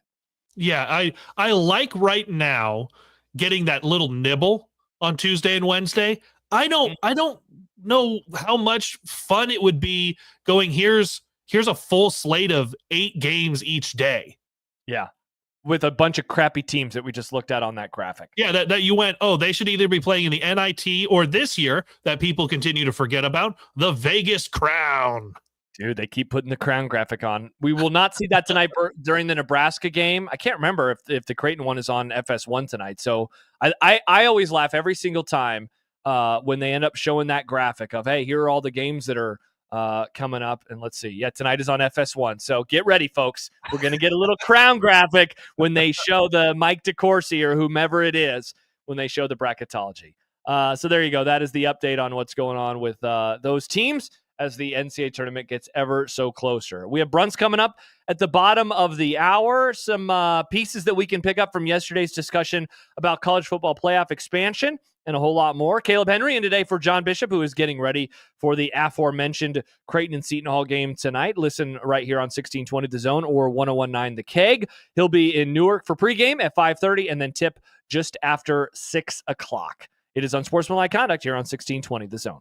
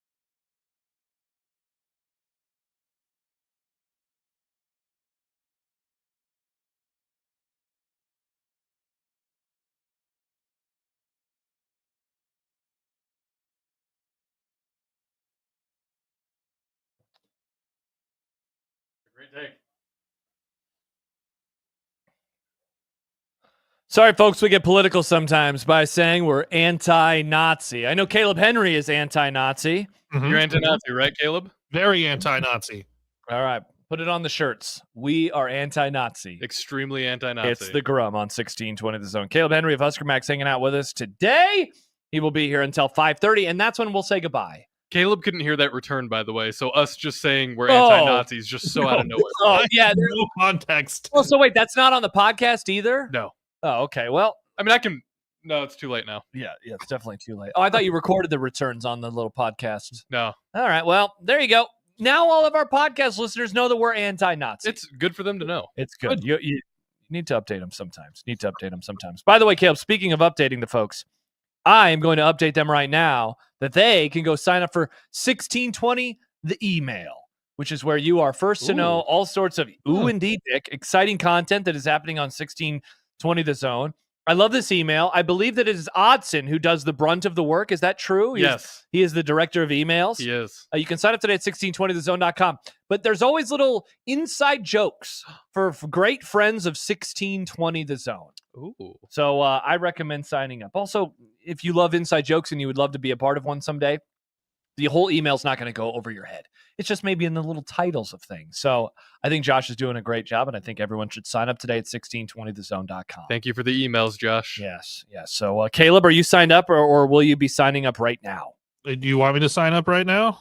We would love for you to sign up right now. Thezone.com. All right, where do I go now that I'm on the front page? Oh, wow, this is great. We can direct everybody We can. on exactly where to go. Nick, where do they go? All you have to do, you're on the homepage. Just Yes. scroll down. There it is. It's right there. Sign up for 1620 The Email. Right above the top plays. Wow, that is super, super cool. Subscribe. Ooh, thanks for subscribing. Hell yeah. Thank you, Caleb. By the way, in the midst of our segment that we just went to break on, I decided to go to the Creighton website. Whenever I look up the game times, I always go, I don't know, I'm sure we all have kind of our ideas right on where we go. I always just go to the Go Creighton website because I've visited it a million times, and so it just takes me right there. They've updated their schedule page, and I had no idea until right now. And Caleb is someone who, like you are very much into websites, so you know what's going on. Man, when you do that first redesign in a while, it's a little trippy for someone who goes there every single day. Yeah, Nebraska did that a couple of years ago as well. And I mean, I'm used to it now. There are still things that I got used to using on the website. You know, like when you go, I know where I'm going for whatever stat I want to look up, historical. And now you're just like, even now I go, okay, what do I need to click on first and then second? And then I know how to get to the thing. Yes. It's difficult when those redesigns happen, especially like when there's no announcement that it's coming. Just you open it up one day and there's a redesign. Yeah, that is how I feel right now, honestly, navigating my kitchen. Of like, okay, so where are the things now? Like today, so when we feed Banks, we don't use like a measuring cup. We just we put his bowl on a scale and we put it in. No idea where the scale was. I looked for it for about 5 minutes and I said, you know what, Banks, I think you're just getting more food today. And I just did a nice healthy pour. You know, if you had a sink in your bedroom, you would know exactly where a sink was. I would. Yeah, I know where the sink is in the kitchen, though, thankfully, Nick, because I can see it. It's a sink. So I wasn't worried about the sink. It's the drawers that things are going in. Josh, not where the sink is. How long does it take you to know where things are in your kitchen? Because if you ask my wife, I don't know where anything is in my kitchen currently, and we've lived here for 4 years. You know, that's an excellent point because now I'm thinking of our former domicile, and at times I would say, where does this go again? So where does this go again? So I will be asking that question probably for years. I've only lived in my house for about 4 months now. Nice. And I did dishes the other night, and I was still going over. Where does this go? Where does this go? Where does this go? Where does this go? Walking across the house, too, just to ask. Like, I don't remember where this goes. You should just yell down the hallway, hey, dear. There's other people sleeping in that house. Another person. Oh, that's right. sleeping She in the goes to house. bed at like 5 o'clock at night, doesn't she? She's go to bed at 5. Oh, okay. I figured it was 5. It's like 9:30. That's pretty early. Caleb, are you going to bed at 9:30 these days? Or now that you're not a 4 a.m. wake-up call boy anymore, you get to stay up a little late? No, there is. What did I do yesterday? I played Pokemon Scarlet or Violet until probably 10 o'clock, and then I turned on College Football 25 for another hour, knocked a game out there, and then then yeah, went to bed about 11:30. It was nice considering what used to be put my daughter to bed. You aim for 8 o'clock, but it's always like it's 8:30. And then from there, I need to go to bed because my alarm's going to go off in 6 hours. Yes. Not anymore. Not anymore. I've been a very bad Pokemon trainer. I just got Pokemon Violet the other night. So Caleb, if you ever wanna trade mons, Are you guys hopping on the sticks together? Is that what? Do they still call them sticks? Sticks. The remotes. They're called On the Switch, yeah. Yeah, they're called sticks. You never heard that before? No. You want to get on the sticks and play a little Madden? No. Wow, who's Never heard that. who's the old now, Nick? We'll just say you want to go online. No, it's you want to hop on the sticks. That's what people say. It's a thing. I swear to God, it's a thing. You're making me very defensive today, Nick, of my generation. You just sound like me. This is very normal. Troy just writes in response to Caleb playing video games for hours at a time. Well, wow. I don't think the WoW was at the video games. I think the WoW was at the selection. You're missing out. Pokemon's great. Matthew writes, sticks is a term. Josh is right. Thank you, Matthew. I'm sure it's a term. It's just not one I've ever heard or used. Well, you should start saying it to your friends. They'll know you're cool and hip. You want to get on the Weebly Wobblies? Yeah, exactly. I think that's your kink, though, Nick, to get on the Weebly Wobblies. Oh, my bad. It's not my kink. Mike points out that I am of gaming. I waited in line for Call of Duty Modern Warfare 2, and I got it at midnight back in 2009. I'd say that is being of video games. Congrats. And that was the last video game I played regular. No, never mind. I played one of the Tiger Woods regularly. That was otherwise the last one, though. And then now I don't play video games. What a sad last video game. Tiger Woods? No, hell no, Nick. That game was awesome. Tiger Woods was great. You hop on the sticks with a bud. You have a couple rum and cokes on a Thursday night because you don't have classes on a Friday. You listen to Bittersweet Symphony by The Verve. It's a good song. Man, it was a great time. I was 23. God. Remember being 23, Caleb? No responsibilities, and you could get hammered on Thursdays. I do. It was phenomenal. Sometimes I would do that on a Tuesday also. But I'm old enough. I remember LAN parties. LAN party. Oh, LAN parties, not land parties. Buddy of mine. LAN. What were LAN parties again? Is that like it's when you bring your console or computer physically to your friend's house, and then you have to connect them all together into like this on the same TV? Was it on the same? No, was it different TVs? No, same network. Okay, I never did a LAN party. Oh, you were playing on your own computer, but like I would get on like with my cousin, we'd play Neverwinter Nights. Nice. It's a nerd game. Okay. It's a Dungeons and Dragons game. The thing that I remember doing is at my best friend's house, he had two TVs in his basement, and he set them up back to back so we could play Call of Duty. And what we did was we taped over the top of the screen peeking. And then we taped over the bottom of the screen. Mm-hmm. So then, yes, we would not see what was going on the other person's screen. My buddy, for his stuff. bachelor party a few years ago, we did a LAN party. It was awesome. We played Overwatch and drank whiskey. Wow. Yeah. Japanese whiskey? Nope. Oh, Jack Daniels. Oh, that's pretty sad. Oh, nice American. By the way, people are wondering, Caleb, what if you're any good at CFB 25 and what mode you play on? Are you any good? First of all, Jordan is asking because I've played against him specifically several times, and I don't believe I have ever won. Oh, bummer. Now, that doesn't mean I'm bad. I think he's just very, very good. But mostly I play on Dynasty. I'll jump into. So I don't really like, even though I'll go into the Ultimate Team stuff and the. But yeah, mostly play on Dynasty, Heisman, and I'm playing with one with Jordan is specifically I'm Florida Atlantic, and in another Dynasty, I am Georgia Southern. Oh, that's fun. The nail in the coffin to the Scott Frost era. That's true. Yeah, out is Clay Helton. In is Kaleb Henry as Georgia Southern head coach. When you're playing as FAU, do you ever talk like Pitbull? That's FIU. Oh, FIU. My bad. Well, a lot of that joke could have been funny. That joke could have been funny. It was almost funny. Almost there. Speaking of funny, Michael Bruntz. He is a very funny guy, and he joins us when we return. We still have Hot Take Market to get to. We have a slice of college baseball to get to. We can update college football playoff expansion and so many more things. Again, we're off just a little bit early today at 5:30 ahead of Creighton and Seton Hall live from New Jersey tonight. Pregame at 5:30.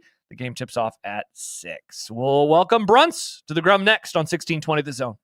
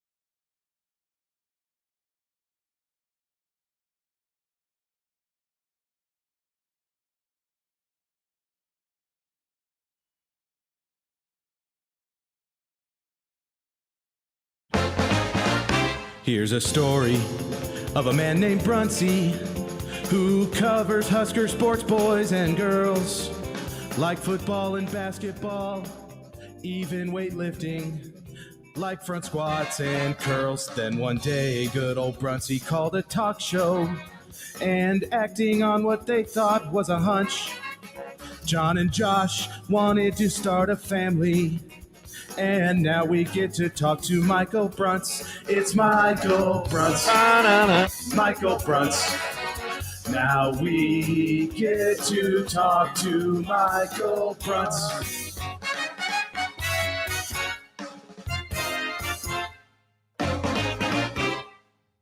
Bruntz joins Kaleb Henry and myself, Josh Peterson, right now on Unsportsmanlike Conduct. Bruntz, I was out refilling the water jug here at the office, and I walk back in and I hear Nick saying the words baseball and podcast. Is he trying to weasel his way onto the Husker 24/7 Sports baseball pod? Uh-oh. Is Bruntz not there? Are you there, Bruntz? Yeah. Oh, Hey. there you are. Hi, Bruntz. What's up? It made like the walkie-talkie noise, and then it went dark. I didn't know what happened. Oh, did you hear my funny joke about Nick? No, I didn't. All right, well, let's just restart Tell this. it again. Well- I'm sure it's just as funny. We welcome in Michael Bruntz of Husker 24/7 Sports. Bruntz, during the commercial break, I was out refilling the water jug, and I came back in and I heard Nick Grum saying the words such as baseball and podcast. Was he trying to weasel his way onto the Husker 24 Sports baseball podcast? He said he was he subscribed to the podcast feed only for that. I told him I was going to get him a T-shirt or a bumper sticker or something. Oh, wow. I like that. Yeah, Look at this. Shout out to or you, a Bruntz. window cling or something like that. Ooh, can I get a fat head? Well, that's a little bit out of the budget, but we'll see what we can do. Well, Bruntz, if you need a correspondent that can cover the sport at large, Nick Grum is definitely a person who could do that, but especially Stanford baseball in particular. Listen to a slice of college baseball later. Also Hawaii baseball. I like Also that. Hawaii baseball. Yeah, I watched a little Hawaii baseball because it was the only thing on a few weeks ago, and I was questioning my life. So, Well, understandably so. Michael Bruntz joins us here on Unsportsmanlike Conduct. Bruntz, yesterday, Shafe was filling in, and him and I had a conversation about the offseason that's been for Husker football, because I've been trying to put my finger on why it seems really quiet around here. And first of all, he agreed with me. And second of all, he said that he thought that the lack of knowledge with the roster and the number of changes that have led to that have helped lead maybe to this kind of Husker haze, as he described it, of an offseason. Nobody knows what to expect from the program on the field this fall. Thus, it's kind of hard to expect them because, again, we don't really know the pieces. We don't know the players very well. I wonder if you think he's on to something and if this is something that you have noticed as well. yeah, it's been quiet for sure. I think there's part of that. Like, I think, there's so many new players, the portal guys. I think there's a haze. Is there also kind of just like it feels like wait and see is much more of a prevalent attitude than it used to be. And I don't know if that's a misread or not, but it seems like, these guys are coming into the portal, and, Nebraska's had guys coming in the portal soon in the past too.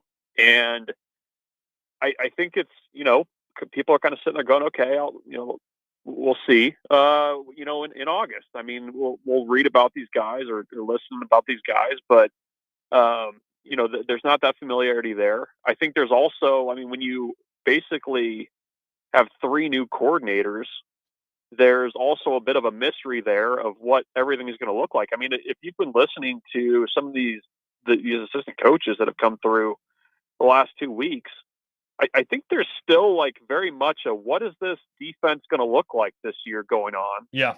And kind of similar with the offense too. Dana Holgorsen said, I'll kind of start sitting down in February and figuring out kind of what this is going to look like. So I think there's a lot of mystery there. I think too, the kind of traditional media calendar, I guess, or like news calendar around college football has shifted so much that, I think that's part of it too with being quiet is just, February's nothing going on anymore. Whereas 5 years ago, it was actually like a big deal with signing day and things like that. And there was only one of those. So I think there's a lot of things going on there. I do think there's a bit of mystery around kind of what this roster is going to be. And I think also, you've got the 105 cut coming. You've got rev share. I mean, there's so much that's just going to be completely different in 6 months that I think everybody's head's spinning a little bit.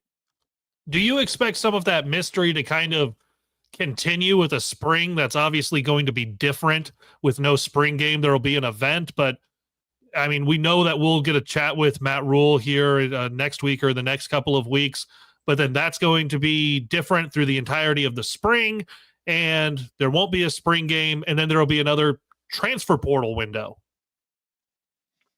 The window's even before the spring game, like that. Right. Spring event. The artist formerly known as. So yeah, I mean, I think there's. I don't know that there's going to be a ton of. You at least with when there was a spring game, you kind of had the confirmation of being able to see this guy run around, or you got to see Dylan Rhule throw some passes. You got to see.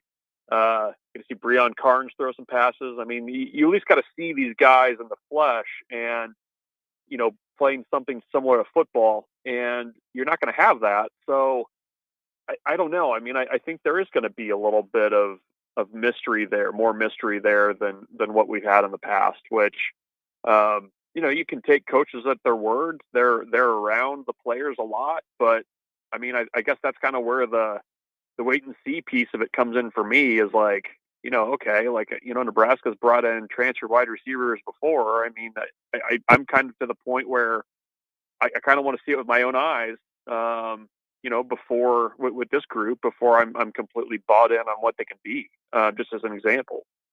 Michael Bruntz, Husker 24/7 Sports, joining us right now on Unsportsmanlike conduct. Bruntz, to follow up then one more time on this discussion, what do you think we definitively know about 2025 Nebraska football?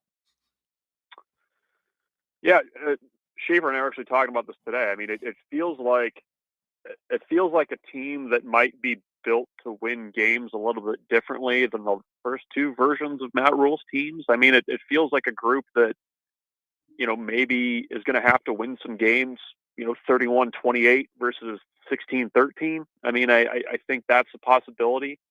I don't know. I mean, I think you can kind of have a good sense of what individual players can be. But like I said, I mean, I think they're still trying to figure out the offense a little bit over there. I think they're still trying to figure out what the defense is going to be over there. I don't know as we sit here in early March that there's a ton that you could, definitively kind of hang your hat on. And I think that's what's going to make this season so fascinating is you have the pressure of, what year 3 has been for Matt Rhule at other stops, and a very real chance that things are going to be, not a total reset from what they've been, but there's going to be a lot of new things going into what is going to be a very important year for the staff. So, I mean, I think there's still a lot of kind of getting to know everything over there. And that's why, I think you can count on some things, individual players, but I don't know. I mean, beyond that, I think it's still a bit of a mystery. You talked about the two coordinators, Bruntz. We got to hear from Mike Eckler today. Did you learn anything about the new special teams coach returning to Lincoln? I learned some new phrases. That was new. Let's see. No, I mean, I think it's like when you really dig into his track record, like what he was able to do at Tennessee compared to what Nebraska's done on special teams over like multiple staffs is like, it's like not even the same sport, and, I'm eager to see what he can kind of do with that group. It feels like this, the individual pieces with this group could potentially allow Nebraska to be, better than what they've been with the right coordination. And I was struck too by, he said multiple times, if we don't have specialists that can do the job this spring, like we're going to go get new specialists. Like it's not it's not something that they're going to mess around with. And, this is you have to remember too, with the success that he had at Tennessee on special teams, he also did that while dividing his time. I mean, he was coaching outside linebackers there. He's only going to be doing special teams at Nebraska. It's going to be his sole focus. And I think that's a good thing. I mean, I think, he's got the energy to get guys excited about special teams. He has a long track record of putting guys in the league who have been good special teams players. And he's coached under a lot of really good coaches. And, I think when you kind of put all that together, I'm at least intrigued by what that group can be. I mean, am I expecting like a top 20 special teams group in 2025? No, but I mean, if you just get Nebraska special teams groups back to 0 or even, like that's a pretty large lift in year one from where they've been the last few years. Michael Bruntz, Husker 24/7 Sports, joining us on Unsportsmanlike Conduct. Bruntz, how bummed are you to not get to cover a baseball game tonight in a blizzard? Well, I was looking forward to seeing some 900-foot home runs, depending on which direction Tal Anderson Field faces. Let's see, your kind of faces east there, I guess. So you might maybe not have said, I think it's okay that we're not getting baseball tonight or tomorrow. Or tomorrow now. Yes, yeah, that's they banged that one. So. Conference play starts on Friday as scheduled against Washington. We'll see if they play that.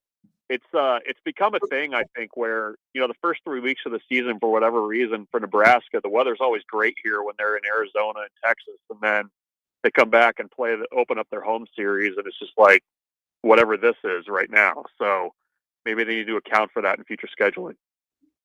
Whenever I've chatted with Nick Handley of the Huskers Radio Network, he had said even before this last weekend, keep an eye out on Devin Nunez, who is hitting 500 on the year right now, was the Big Ten Freshman of the Week.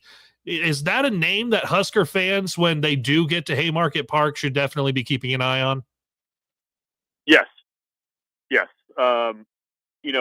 He's kind of been the outlier with this lineup for the first 3 weeks of the season. I mean, he's had really competitive at bats. He's made adjustments in game. I mean, I think even later in the later innings and games, you've seen better quality at bats from him, and he can put the ball in play and has a little bit of speed too. I think he was a guy that maybe wasn't towards the front of the line of Nebraska's plans, but I mean, he had a good fall. He had a good preseason in January, and has just kind of taken his opportunity and run with it. And look, when you've got basically everybody that you were kind of hoping were going to be dudes in the middle of your lineup struggling right now, a guy that comes in and kind of runs with that opportunity is going to get more opportunities. So I think he's going to continue to get at bats in that designated hitter spot like he has been, and just kind of hope that you can get more guys starting to click around him in the lineup. Bruntz, stay safe tonight. Stay warm tonight. Avoid the wind. And thank you for joining us. We'll talk to you in a couple of weeks. Yes, sounds good. We'll talk to you then. All right. Michael Bruntz, Husker 24/7 Sports, joining us here on Unsportsmanlike Conduct. Very sad, no baseball tonight. There's a comment on the YouTube page from Steve. It's supposed to snow and rain in Lincoln on Friday. Maybe three straight. I guess that wouldn't be canceled. It would just be postponed, but 3 straight games may be getting affected. My understanding is that there is a high likelihood of playing 2 on Saturday and then the finale Sunday regularly scheduled. All right. So we'll keep an eye on that as the week rolls on. Do you have that in your slice of baseball, that there are a lot of cancellations because having a spring sport play when it's still wintertime is dumb? Nope. All right. Interesting. When we return, we can get to a slice of college baseball. Again, we're only on till 5:30, so we got to scrunch some stuff. Maybe next segment we can do a slice of college baseball, and we can do the hot take market. Would you say we got to do a squeeze play? Wow. Maybe is that, Caleb, what you would like to say? I think we can work on a sacrifice right now. Nice. Is it of Nick? Oh. Put on Pat McAfee. I'll do it myself. Nice. Nick is going to commit seppuku. How is the watch of Shogun going for you, Nick? Haven't made it any farther since the first episode. What the hell? So you've been making all these seppuku jokes and you're not even watching the show? I've made seppuku jokes before Shogun. Yeah, but it seems like they came in full force after watching episode 1. Yeah, that's fair. All right, interesting. All right, Slice of College Baseball Hot Take Market to come. We still have Steve Sipple to join us in an hour as well.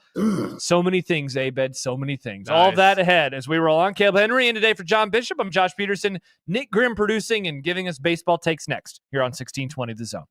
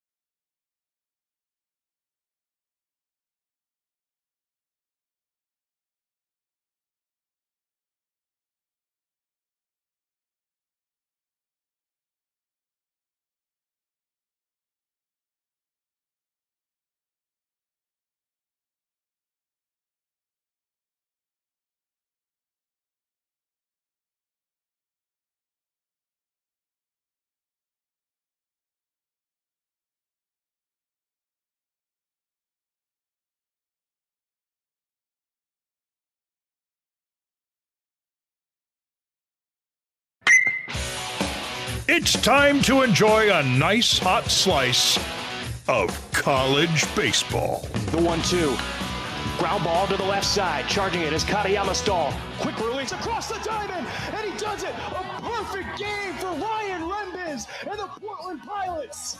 It's never been done here on the Bluff. And Ryan Rembiz just with the distance. A full 9. 12 strikeouts. No walks. No hits. It's an 8-0 win for the Portland Pilots. As we've just witnessed history here on the Bluff. College baseball. Indeed, it is a sport. Legally, we are required to talk about it well, not really, but we do talk about it from time to time. And this is the weekly segment where Nick gives us updates on players that he likes from Stanford. And last week, he let us know about UMass and how they still suck. Nick, take it away. Today, guys, I'm going to talk about a team that everybody knows, and I think too many people love. Oh? I'm at my limit. I'm sick and tired of people praising this team when they've been playing like garbage. Okay. Today, I'm finally ready to say that the Agricultural and Mechanical College of Texas is not good. Oh. Texas A&M actually stands for Texas Ass and More Ass. I know I'm both brave and amazing for saying something so controversial about a team that, up until Sunday, was on a 4-game losing streak and is currently 6-4. Did you know that? No, now I do, though. They didn't win a single game last week, despite being ranked first. You know who they lost to? Josh and Caleb? Nope. Cal Poly, Texas State, Arizona, and Oklahoma State. You want to guess which of those teams were ranked in the D1 Top 25 last week? Cal Poly. None of them. None of them. None of those teams were ranked last week. Oh, but they beat Rice on Sunday. Surely that means something, right? Don't be an idiot. Don't I be would an say to idiot. those people. You know what's up with Rice? You know what they're doing this year? Probably being eaten by you. Right now, they're 2-8. They've beaten Sam Houston and USC one time. What about Jace Laviolette? People love Jace Laviolette. He did so good in the College World Series last season. I remember him. Well, in 10 games, his slash line is 281, 500, and 594, which is good. But if you look at their resume so far this season, that's not good enough. He should be blowing these guys out of the water. He's not. But Nick, they play tonight and they're going to win, so you're going to be wrong. I wouldn't count on that either. Okay. UTSA also hasn't really played anyone good, but they're winning and they have confidence and momentum on their side. So Texas, Accurate, and Mordant, Aggies don't have that. Accurate and Mordant. Yes. Finally, in yesterday's D1 Top 25, A&M has dropped all the way to 14th. Surely that should make me feel better, right? It should, Nick. Well, let's real quick look at the other 6-4 teams in the D1 Baseball Top 25, right? Okay. There's Texas A&M, they're 14th. There's Oklahoma State, they're 25th. Okay. So Oklahoma State beats number 1 A&M last week, and they're barely in the top 25, but A&M drops 4 games to nobodies, and they get floated down on their nice little parachute cloud to 14th. In conclusion, Texas A&M is cooked. Baseball. Sky writes, wow, since when does Nick hate Rice? Yeah, that was new for you, Nick. I don't hate Rice. I was just saying that Rice isn't anybody. Wow. Texas A&M beat them on Sunday. They won the College World Series when I was a child. How long ago was that? Ages? It was probably like 02. When did they win, Caleb? Like 02, 03-ish? Early 2000s. Yeah, I lived on Ida Street, and it was at the old ballpark, Nick. Also, Caleb, I don't know if you've ever heard this segment, but many people have said that Nick is a robot when he does this. He is AI, artificial intelligence. John emails in, I didn't know AI Nick was a swearer, to which Jed says, Chat GPT slice of baseball is too long. Tell Chat GPT to make it shorter. Chat GPT, can you give us a slice of baseball in 30 seconds next time? No. There you go. Those are the answers. Keena asks, is this the only radio station outside of Portland to play a highlight from the Portland Pirates or whatever that was? Pilots. Pilots. Yes, probably. Yeah. It was a no-hitter. That was their first no-hitter. That's a good highlight. It is. So how do you find these? You follow college baseball stuff. I follow college. I read. Why did I ask the question? I read The Athletic, and then I also just I see things. J-Man says, when was Josh a child? 2022, 2020? I thought I said 2002. I thought you said 2002, yeah. I think he's just making a you're young joke for some reason, even though there's me and Matt McMaster on this radio Yeah, station. J-Man, I'm almost 40 now. People can't call me young anymore. Yeah, Josh is an elder. I call them sticks. Nick doesn't even know what that means. I've never heard that term. Oh, my gosh. Nick did a good job of explaining why Johnny Manziel got recruited, though. Oh.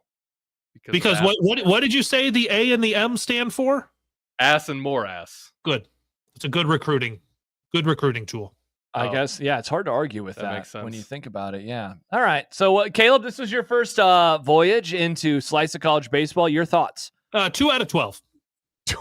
Wow, that's a bad batting average, Nick. It's not good. You can do the math and make it 1 out of 6. Baymon writes, I will never wrap my head around Nick being a diehard baseball fan. I just cannot come to terms with it. I'm here. It is very strange. Hello. It is strange. I like baseball. J-Man has followed up. I'm a man. I'm 40. Thanks, Josh Gundy. I'm a man and I'm almost 40. Sure enough, in 3.5 years. I always forget that you and I are about the same age, but you're older than me.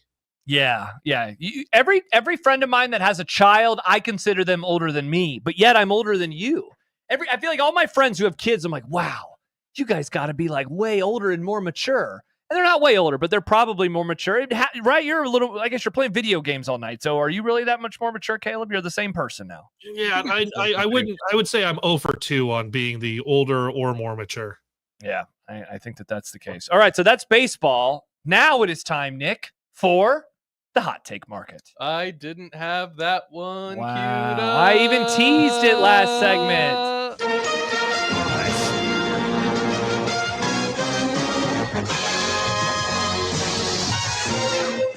Of course, the segment every week where we give you some takes. This is the super hot take market.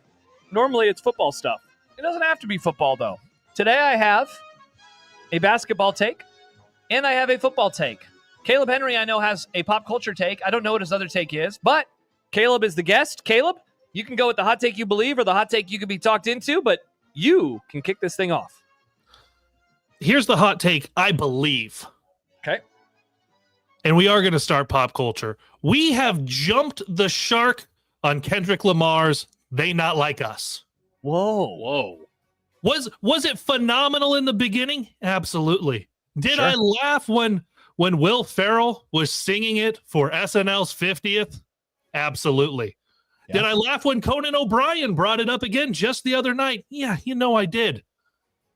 But when I'm at a college basketball game and I hear it in the pregame and I hear it at halftime. Oh, wow. And I hear it sampled at some other timeout during the game, and the dance team is dancing to it also. And I've also heard the band play it at some point. Guys, I know They Not Like Us, but also I'm tired of listening to the damn song. Play it a little bit. Just dip your toe in. Not as much as we are right now. I get it. A minor. Yes. Get it, Caleb? A minor. Yeah. 3 times in one game is absurd. That's like tuning into an FM radio station and hearing the same song 3 times within 2 hours. You'd be pretty annoyed by that. You'd say, find some other tunes. I would That's say why be my better at preference is program. AM. Yeah, I'd say, why aren't you listening to Sports Talk Radio on the glorious 1620 The Zone signal? Yeah, that's where I'm at. Wow, Caleb, that is hot. I can't imagine a lot of people are going to agree with you there, but maybe they will. Hot take, I believe. This would be the most disappointing missed NCAA tournament since the turn of the millennium for Nebraska basketball, if they are unable to make it. Now, some, Caleb, would probably say, Josh, that's a super low bar. What are you talking about? This program is, people forget, never won an NCAA tournament game. And look, maybe this is a low bar, because it's not like I was doing the Rolodex earlier today, going through the seasons when Nebraska had a chance and where you felt like, man, they really did kind of screw that one up. I know Jack was talking with you over the weekend, mentioning that Texas A&M game back in, was it 2009, 2010, somewhere in there, where they gave up a late shot, and that game could have maybe helped them make the NCAA tournament. So again, that would be fair. But we went through some of the numbers a little bit early. They're 1-4 now in their last 5 games, and yet they're still on the bubble. And so part of this is that as bad as this collapse has been, they are still very much in the conversation. They still very much have a chance. If they go 2-0 in the next 2, I think that they would actually be in. I don't think that they will go 2-0, which is obviously a big part of the problem.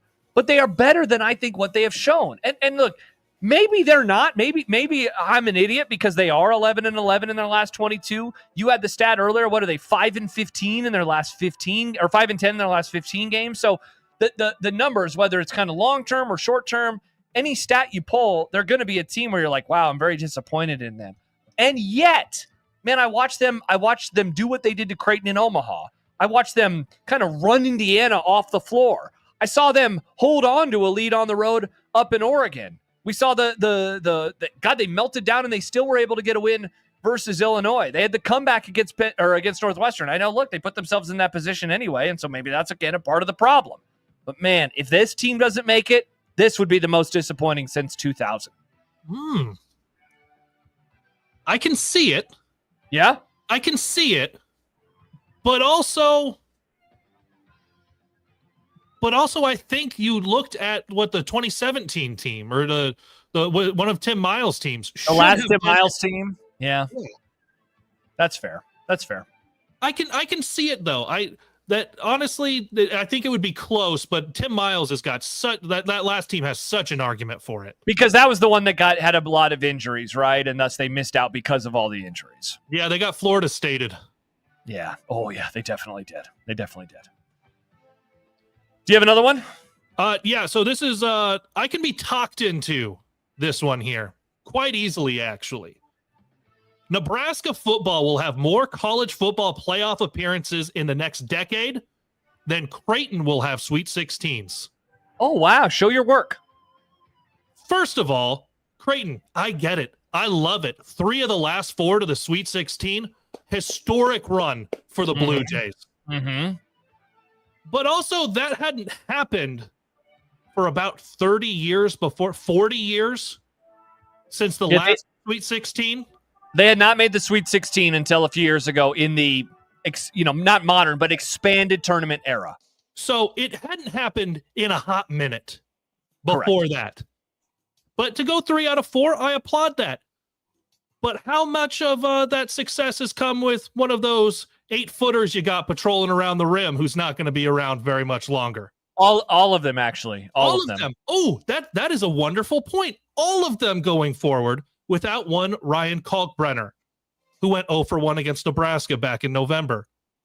Nebraska football, on the other hand, has the trajectory of Matt Rhule going on and has all of the talk of the expanded college football playoff. And getting into that field out of the Big Ten Conference, which is likely to have 4 automatic qualifiers, I believe is going to be a much easier task than the future of Creighton men's basketball will be to get to that second weekend of the NCAA tournament. I think I'm going to disagree, and here's why. If I would have told you a decade ago, this would have been the first year post-Doug, and I would have said, hey, by the way, as good as that Doug McDermott era was, they're actually going to be better, and they're going to have a better run. You would have said, Josh, you're an absolute pinhead. You're an absolute pinhead. But I would have been right, because they are. This is their golden age right now. The only math of this equation, Kev, that I'll disagree, or that I will agree with you then is this. It depends on how long Greg McDermott is there. I think that he has done a wonderful job at adapting. I think that the Doug teams were different than the next iteration of NCAA tournament teams that arrived a few years later, which are different than this little run that they're on now with all those Sweet 16s and the Elite 8 run over the last few years.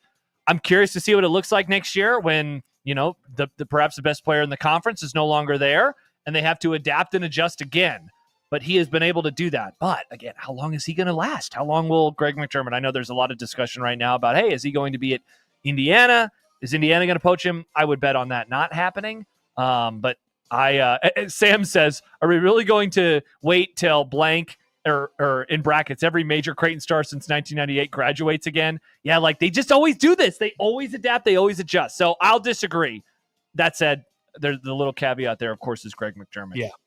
Hot take I could be talked into. Aaron Rodgers' era of the New York Jets is the most overhyped 2-year stretch that a franchise has ever had.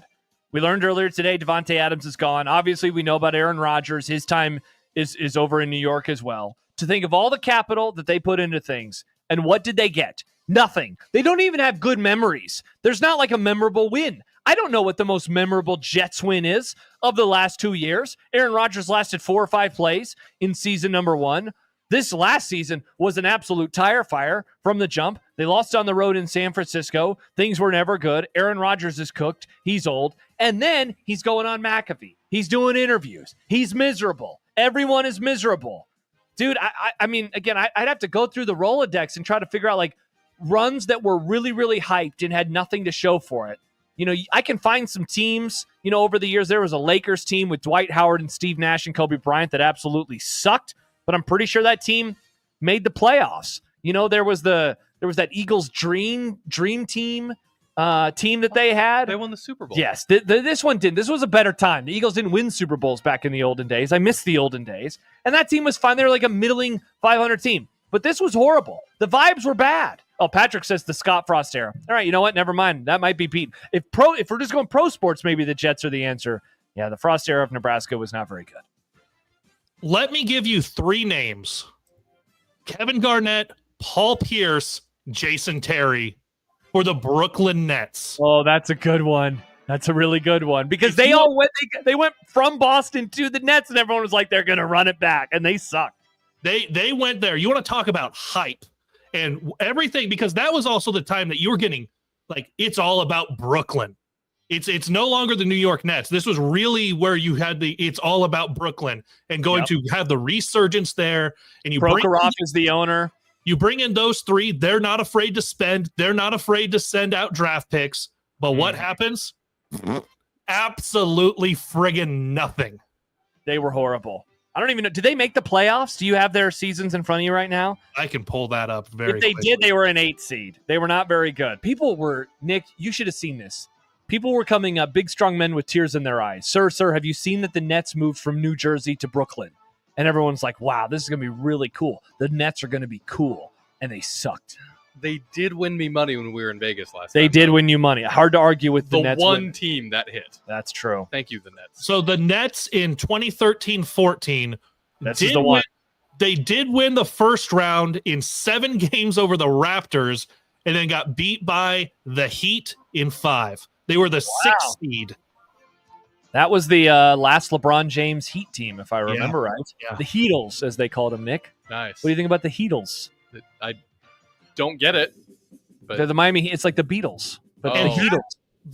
That playoff win for the Brooklyn Nets was their last playoff win in the franchise until you got to 2020, 2021. Yikes. And that was the team with Kevin Durant that missed out on going to the conference finals by his big toe. Oh, He was on the 3-point line. Steve Nash as the head coach. Yep, and they had James Harden. They had Kyrie Irving, who no longer has an ACL as it got hurt. So there you go. Wow, is this still hot take? Wow, we've never heard the end of the music here for the hot take market. It's a little weird. I'm gonna. Yeah, let's just fade this out as quickly as possible. We're done with that. I didn't make the Beatle connection when you said the Heatles. The Heatles. Because I didn't understand. It was because they were a rock band of the NBA. They were a big deal. Okay, see, and I didn't have that context. I Nick, thought you it was just said cool. Heat. It sounded like a Pokemon. Heatle, I choose you. Nah, I think we've exhausted our Pokemon references. Thank you, Caleb. I appreciate you saying that. Oh, Nick, don't give in to Josh. this was a fun time. This was when the NBA regular season mattered. Like, it was every game was must watch for the Heat. That Every happened? game. Oh, people hated them. I loved rooting against them. You had the decision. You had not 3, not 4, not 5, not 6, all of it. Nick, it's hard to describe how much fun that era of the NBA was. I can't imagine it being mattering. Not just the regular season, but how cringy the All-Star games got. Oh, yeah. That was the same era that you had LeBron Dwight come out Howard. and yeah. It was that one where they were dancing and Derrick Rose is standing there. I love that you remember this because I think about that all the time. He was so annoyed by it. He hated every second of that. Yeah. Nick, I rooted for the Celtics when they played the Heat. That's how much I hated the Heat. Oh, gross. I know. It was a different time. Did you feel dirty? D'Lo points out Heat won 27 straight in 2012, 2013. Insane. I remember a friend and I were going to watch Arrested Development, but I was like, we got to watch the end of this game. And my friend was getting annoyed that I wouldn't watch Arrested Development. Put some money in the banana stand. No, I have to watch the Heat to see if they are going to win. They lost. They lost to the Bulls that night. Your son is going to be all right. Nick, oh, great. No, he's literally all right. The Heat, Nick, 27 straight. That's 6 games off of the most wins ever in a row in the NBA. The Lakers won 33 back in 71-72. This was also the era that the Dallas Mavericks ownership still cared about basketball. They did. They didn't trade away their players that are not from America back then. They kept Dirk Nowitzki, and then they won a championship over the Heat. The NBA said America first. Yeah, they did. They didn't say America first. They said, we want Dirk. That's not America first, Nick. It's we want Dirk. Okay. It was a different time. And then Steph Curry came around, and then the Warriors became the thing. Gosh, I miss the NBA from that era. This is fun to talk about. It was a great time. But now those days are over, Nick. Dead. And now you talk about college baseball on the show. Hell yeah, I do. Wow, what a time to be alive. Texas ass and more ass. People do like that joke. People liked the Texas ass and more ass. Wow, Sam writes, first Caleb has his stupid Creighton take. Then Grim, well, he spelled it Grum, has his stupid NBA take. I need a good take here to get us out of this tailspin. My stupid NBA take was the regular season used to matter. I've never known a world consciously where the NBA regular season mattered. It was awesome. And then a couple years later, the Warriors started out 24-0 on a season. God, what a time! Oh, Yeah, they won 73 games that year, Nick. And then they got Kevin Durant, and then everything kind of broke for a few years. mhm. Yeah. All right, so there you go. That's the hot take market and a slice of baseball in one solitary segment. Let's see. We have Steve Sipple still to come. We have college football playoff stuff that we can get to, and we'll do that when we return. Kaleb Henry sitting in today for John Bishop. He's got to do some dad duties, so he'll be back in just a couple. Duty. Nick Grimm is saying words like duty. I'm Josh Peterson, 1620 The Zone.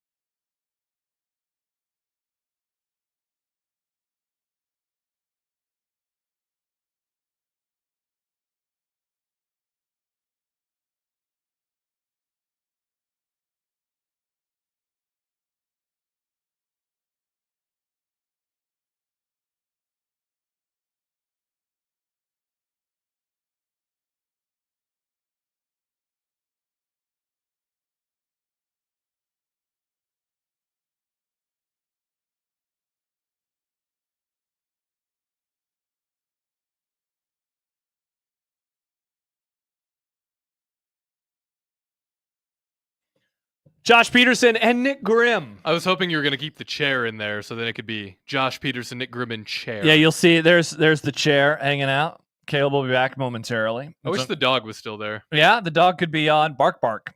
You're on 1620 The Zone. KG emails in. Hi, Kevin KG. Garnett is a wannabe KG. So, Kevin Garnett's nickname, Nick, is KG. And so we have a listener who goes by KG. And every time I see that email, do you know who I think of? Kevin Garnett. Oh, I thought you were going to say KG, but yes, I do. I think of, indeed, Kevin Garnett. Mike reminds us also during that time, Linsanity. Nick, do you know about Linsanity? I don't. So there was this player, Jeremy Lin. It was I want to make sure I have the years right.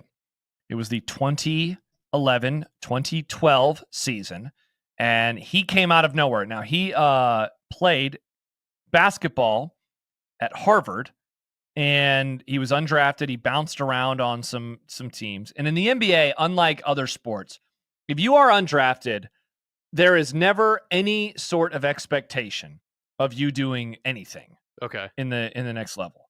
He was the first American of Chinese or Taiwanese descent to play in the NBA, which was this very interesting wrinkle given that he played in New York City. And then, of course, being a little over a decade ago, there was some random problematic things that happened during his time there. But he popped up because when he started playing for the Knicks, he had this out of nowhere explosion of, he scored a ton of points per game. He had this huge matchup versus the Lakers one night, et cetera, et cetera. It was really, all that to say, it was really, really fun. Carmelo Anthony got hurt, and then he was the guy that was kind of carrying them to the playoffs. And we just never seen anything like it before. And the crowd in New York absolutely loved him. Yeah, D'Lo points out, some young intern / headline writer on ESPN, lost his job. I don't know. I probably won't say what he had written, but there was a headline and he got in trouble for it. Whoa. He got fired for it. Yeah. And so that was the time. Kaleb is back with us. Kaleb, we were talking about Jeremy Lin. Do you remember Jeremy Lin? Yeah, Linsanity. Man, God, what a great time it was. It was an amazing time. But Isn't it great talking to me instead of people who are 20 years older than you, like Bishop, like Jack Mitchell? Yes, 100%. If I talk to either of those guys, they're like, oh, yeah, I remember the 80s NBA. I remember the NBA in 1986. And I can talk about the 86 Celtics, not with the best of them. I'm not Bill Simmons, but I can talk about the 86 Celtics, Bill Walton coming off the bench. I've seen Game Time. Yes, we've seen Game Time before. But man, when I could talk to somebody about 2012 NBA, that's my sweet spot. That's when I was still watching it every night. God, what a great time. I will say this. I'm excited for the playoffs next month. Luka's pulling me back in. I'm back in on the NBA now. You're right. But if you go a couple of years earlier, Allen Iverson, you get some Allen Iverson 76ers talk with Eric Snow at the point. Yeah. And Nick, you want to talk about some problematic things that people were saying? Think of this. Imagine this. Dragons? No. Imagine. So his nickname is AI, but it's not artificial intelligence. Okay. Young, black superstar, lots of tattoos, cornrows, long shorts. Can you imagine how society at large took Mr. Allen Iverson in? Yep. Yeah. Oh, yeah. Mm-hmm. Oh, yeah. Bad I'm times. sure. Very cool and normal. Very cool, very normal. Sad Husker fan writes, I'm out on the NBA. I think a lot of people are. But I'm back in, baby.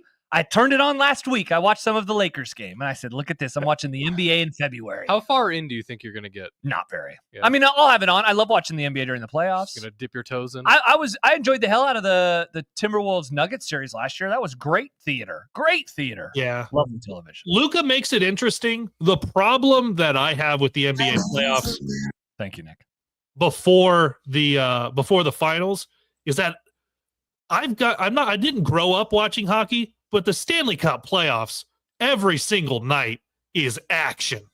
Yeah, it is. There's a lot of hitting, a lot of violence, a lot of skating around. Yeah. Wow, Nick's not in on hockey. Yeah, Nick's definitely not in on hockey. It's that is, man, that stretch that we're about to get into where you just have playoff sports on every night for 2 months. It is pretty cool. Yeah. It is, and then it ends, and then you're like, when's football? And then you're like, hell yeah, now we can focus all on baseball. Nope, nobody has ever said that. The only hitting I like in sports is a ball and a bat. No, I like it on the football field. It's nice on the football field. I like to hear the crack. Wow. All right, that's a little too much baseball for the show today, Nick. There could be more. I think it's time for us to stop talking about baseball. So what we'll do instead is we'll talk about the college football playoff. Now, Shafe and I, Kaleb, we zipped through this yesterday. We just didn't have enough time to totally dive in. But there is quite a bit of pushback happening from administrators that are not in the Big Ten and the SEC. Surprise, surprise. about what is going on. And we read some quotes yesterday, but I figured we could do so again for the audience that missed it. And so just kind of to take a step back, if you don't know, college football playoff is probably expanding for 2026 and beyond. When the college football playoff expands in 2026 and beyond, the Big Ten and SEC have all of the power, or not all of the power. They have a lot of the power.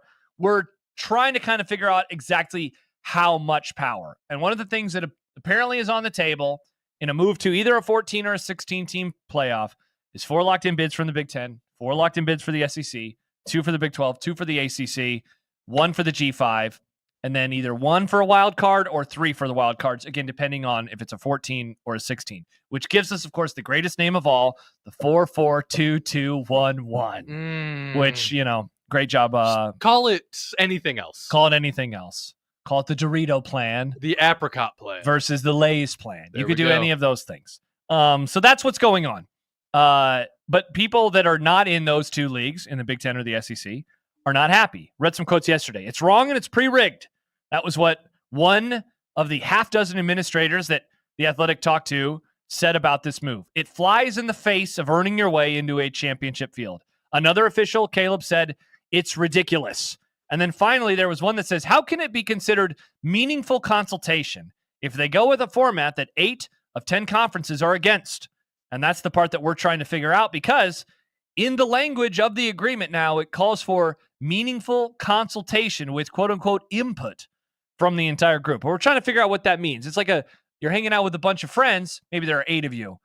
You're having a meaningful consultation. But you probably lean on one guy, right? Who's going to kind of take the bull by the horns and decide where we're going to eat or what we're ordering, for the appetizer. What do you make of these quotes? Because the way I kind of fleshed it out yesterday was, I've been very pessimistic about what's happening next. I think it's going to go to 14, and I think auto bids are going to be a thing.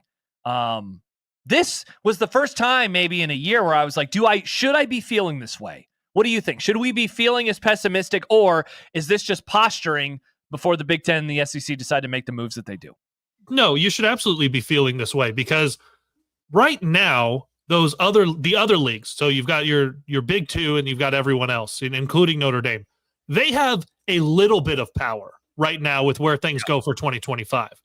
As soon as 2026 gets around, you can have lawyers argue all day and all night about what meaningful consultation is. But at the end of the day, what it is these guys made their voices heard.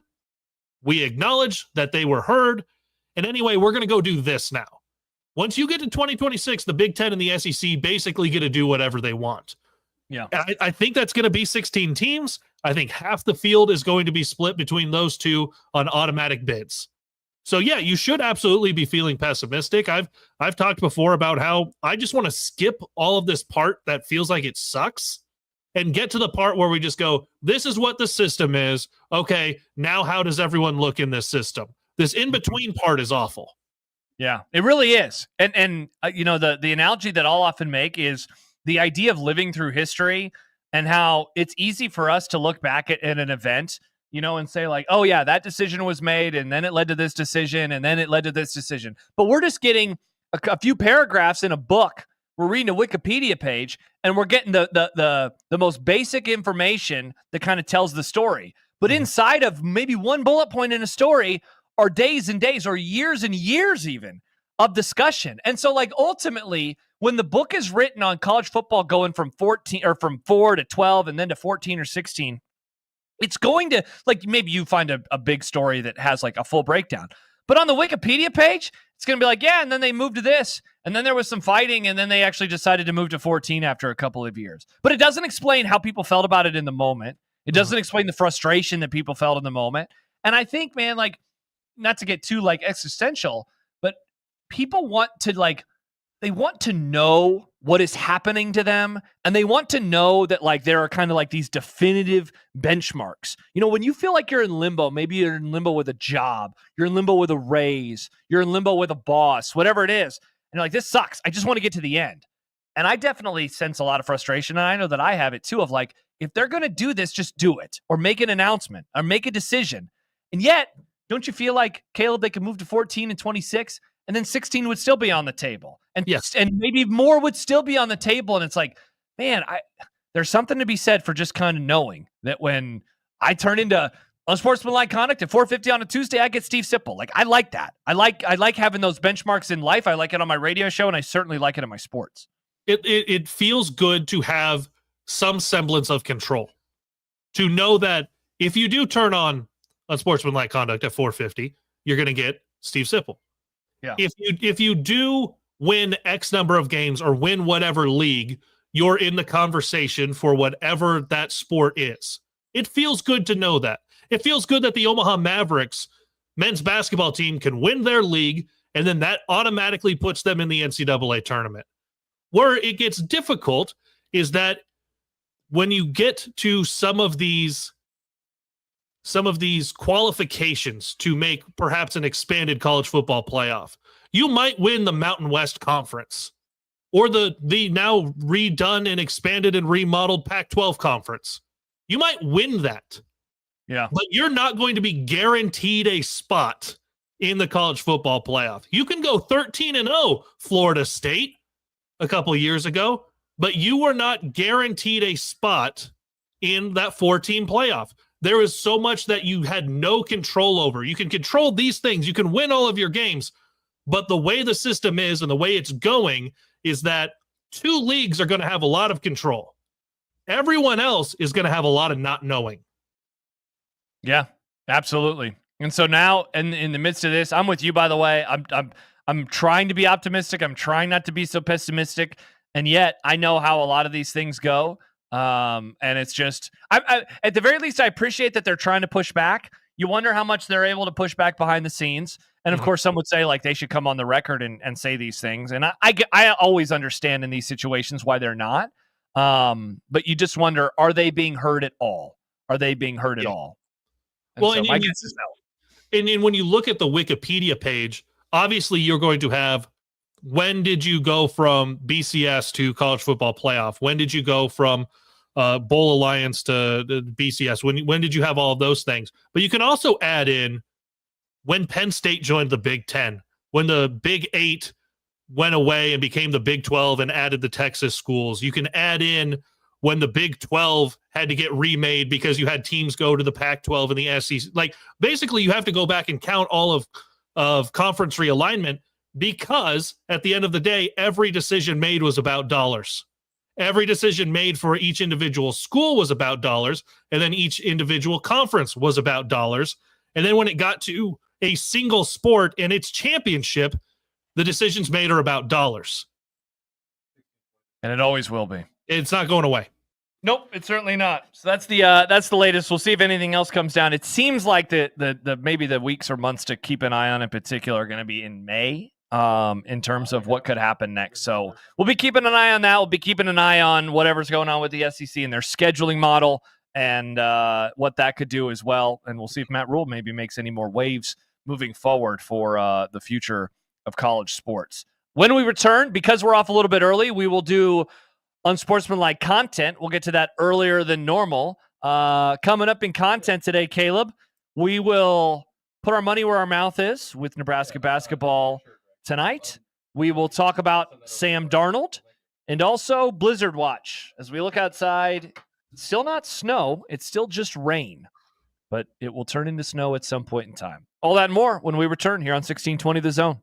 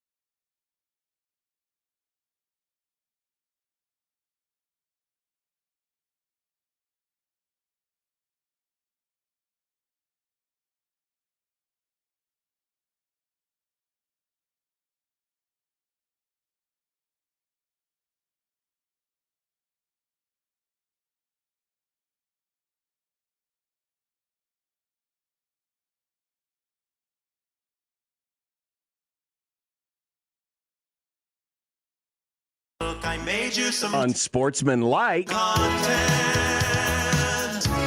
Unsportsmanlike content. Unsportsmanlike content. Content that's unsportsmanlike. All right, folks. This is the part of the show. It's normally at 5:30, but we're doing it a little earlier today, where Nick asks us some questions and we go back and forth discussing them and answering them. Nick? Will I talk about college baseball again? I don't think so. We're going to have to find out. All right, we will indeed. You two have discussed the game a time or two on the Grum today, and it's finally time to make your pick. Nebraska plus 5.5 tonight at Ohio State. Do you think the Huskers get it done, or will their tourney hopes die? They'll die like that sentence did, Nick. Whoops. It's going to be a tough one tonight, just like words are tough sometimes. And look, I was the one who said bad words earlier. Remember when I sent us to break the first time? I don't even know what I was trying to say. Groceries. Yeah, okay, groceries. Either way, sometimes they're gross. Nebraska basketball will be gross tonight. I think they're going to lose. Caleb? Hard disagree. Nebraska has done some soul searching. You heard Fred Hoiberg talk about how sick he is at the end of that last game. Nah, they get it done. They sweep Ohio State on the season. Not only, you said plus 5.5 or whatever, not only they're going to give that, they're going to get the money line on it. Nebraska's winning tonight and locking up an NCAA tournament bid. Careful. Remember the last time Fred Hoiberg was sick? It was right before COVID. Yeah, I do. It was right before COVID. It was a Wednesday night on national television. It was. God, that was a bad time. It was a really bad time. But before tonight's Nebraska game that they may or may not win, Creighton has their final road game of the season and are around a 10-point favorite at Seton Hall. Do the Jays pick up an easy dub, or is this thing going down to the wire? I'm going to go with Creighton gets an easy dub. It is where it's going to be. I know things haven't been so hot, and they've slid a little bit in the neighborhood when we were looking at that earlier. But I think Creighton is going to get that figured out in time before the Big East tournament. And that begins today. Yeah, I think if there was ever going to be a battle with whiteboard moment for Greg McDermott, it was going to come after the last game. They did not play very well. They came back, they made it interesting, and then they ended up losing by 20 anyway. I think that they're going to come out ready to go versus Seton Hall, a team that is not very good. And I think that they will roll them, get back on the winning side of things before their season finale over the weekend. Jimmy Johnson is retiring from Fox Sports. How will you remember his broadcasting career? Man, you know, this is such a weird thing, Caleb, to say first and foremost. I think of him as the guy who was doing a show from his boat or his beach house during COVID. He was someone who, and look, I do this too. I work from home occasionally, much to the chagrin of Nick, who likes to talk to us during commercial breaks. But I work from home sometimes, but man, on TV, I don't know if anyone took advantage as much as he did of doing remote shows after COVID. That, and obviously just how sad I would always get when he would talk about the Cowboys and how he was a better coach and how they used to be good and blah, blah, blah, blah, blah. So mainly I don't know why, mainly the COVID thing. I also thought that he had really good chemistry with that Fox crew. I think that they are coming upon a very interesting moment in time where there are going to be some changes because it's a lot of older guys, a lot of guys that are long in the tooth.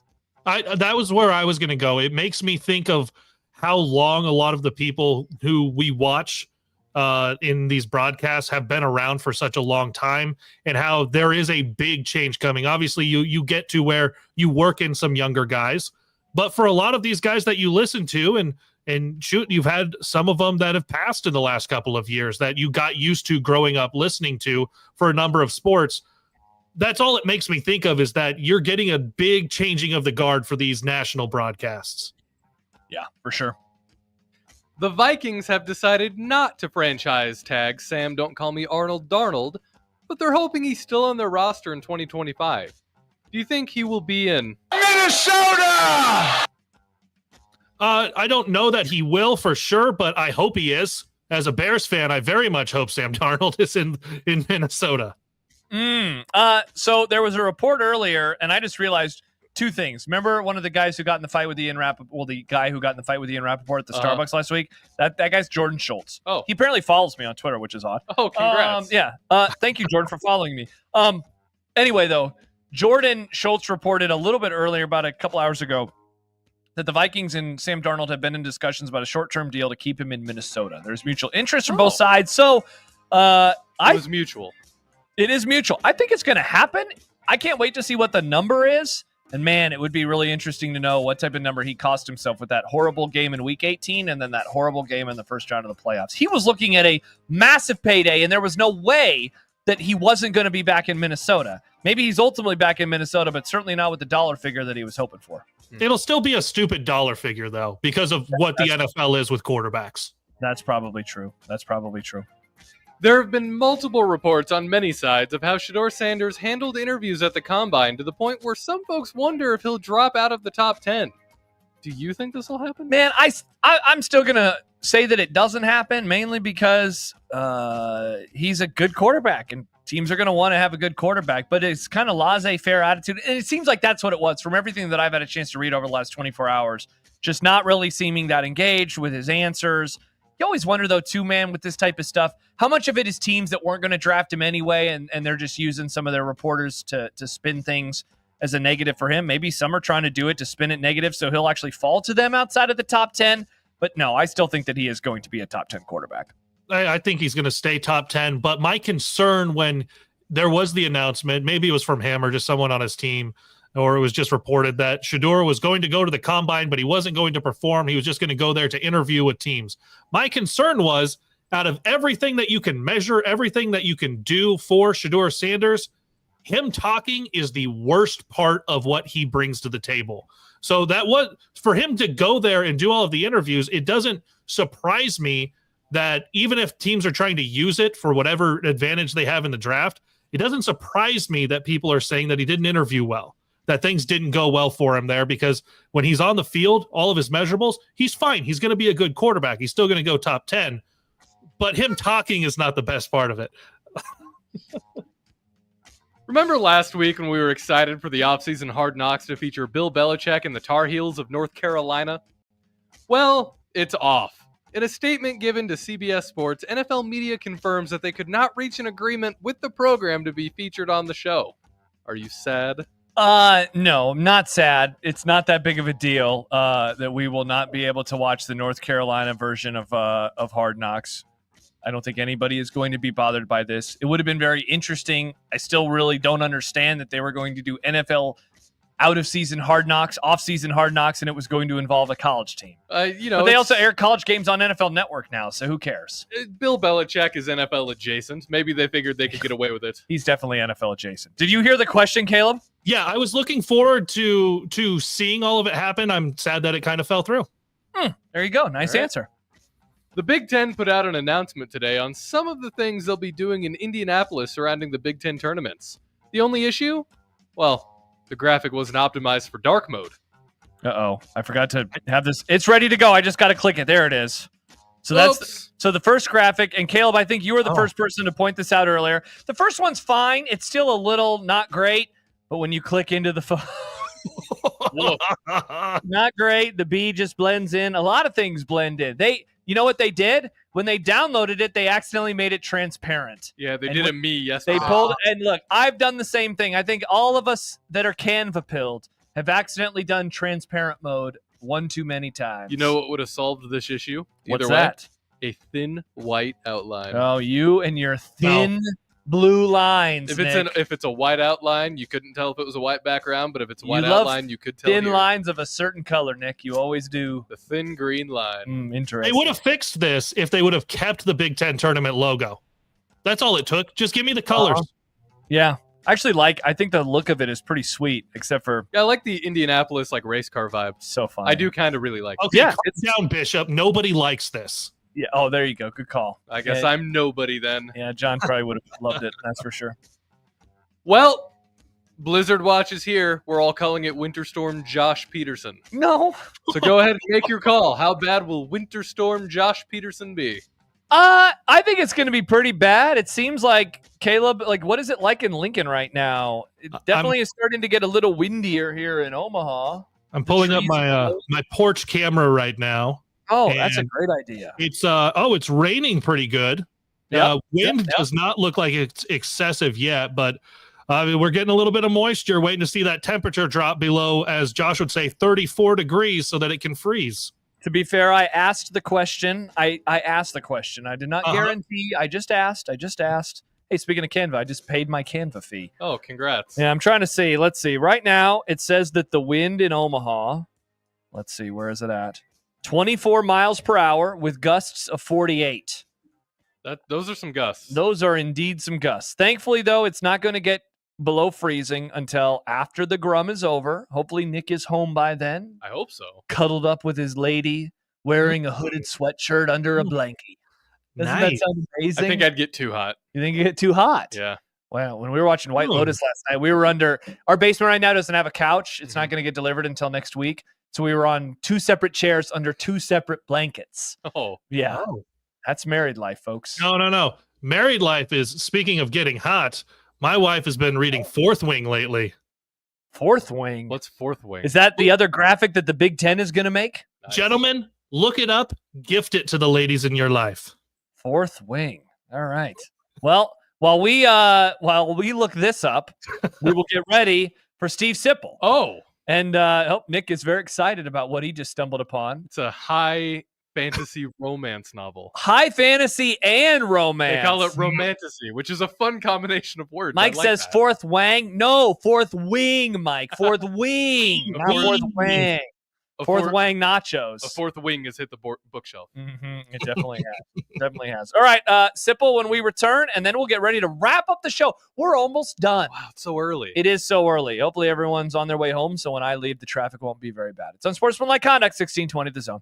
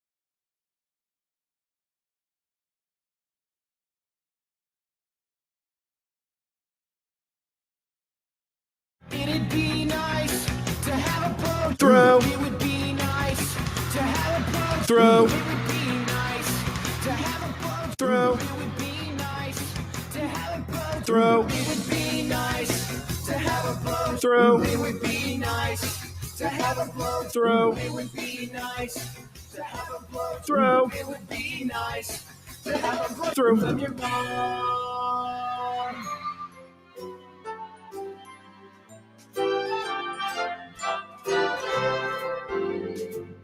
Sipple the snowflake is one old triggered soul with reading glasses sitting on his nose and takes that really blow.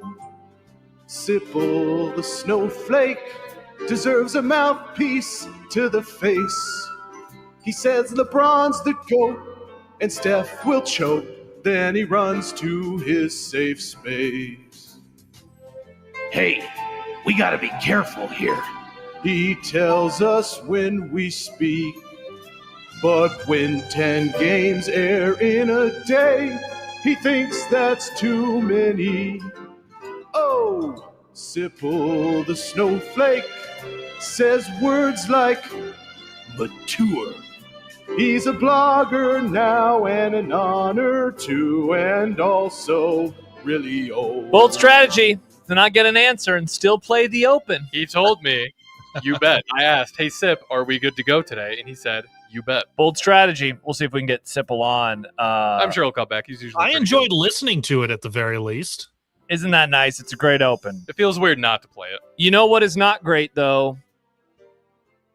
72nd and Dodge. Oh. And you're saying why? Is it because Nebraska doesn't win championships anymore? Thus, no one gets to go there and celebrate? It's the heartbeat of the city. It's the heartbeat of the city. No, it's not that. Is it? Oh, do you hate the new library? Is it? Definitely not. Oh, Josh, is it because they have that big hole where they haven't filled it, where they're going to have another outdoor mall? No, it's not for any of these reasons. Oh, it's because of that dumb gas station that shouldn't be there. It is not because of the dumb gas station either. The traffic lights are out. Uh-oh. At 72nd and Dodge. Omaha Scanner just tweeted the photo, and I'm trying to, it's actually looking our direction. It's looking east up the hill. I'm trying to figure out how far back. Okay. I think that the traffic issues now has reached all the way to where we are. Oh, good. I think I am not taking that way home when I leave in a little bit. Yikes. What other ways are there? Blondo? Yes. Yeah. Ooh. Yeah. Or I guess I could go to Benson and just take Maple all the way up. You could. It's not like I was going to be driving super fast today anyway. It's just now I live even further west. My problem is I don't have that luxury. I'm gonna have to brute force that one. Oh my god! You guys are making me feel good about not living in Omaha anymore. Yeah, and you know, my wife, she first of all, Kev, I also didn't realize you lived in Omaha. She asked me earlier today, she's like, "Are you gonna work from home?" And I was like, "No, I'm just gonna go to the station." And yikes. This exact moment where traffic is backed up all the way to 50th and Dodge. That's like 2 miles of traffic. That's 2 miles. Yeah. And a blizzard is coming. Yeah.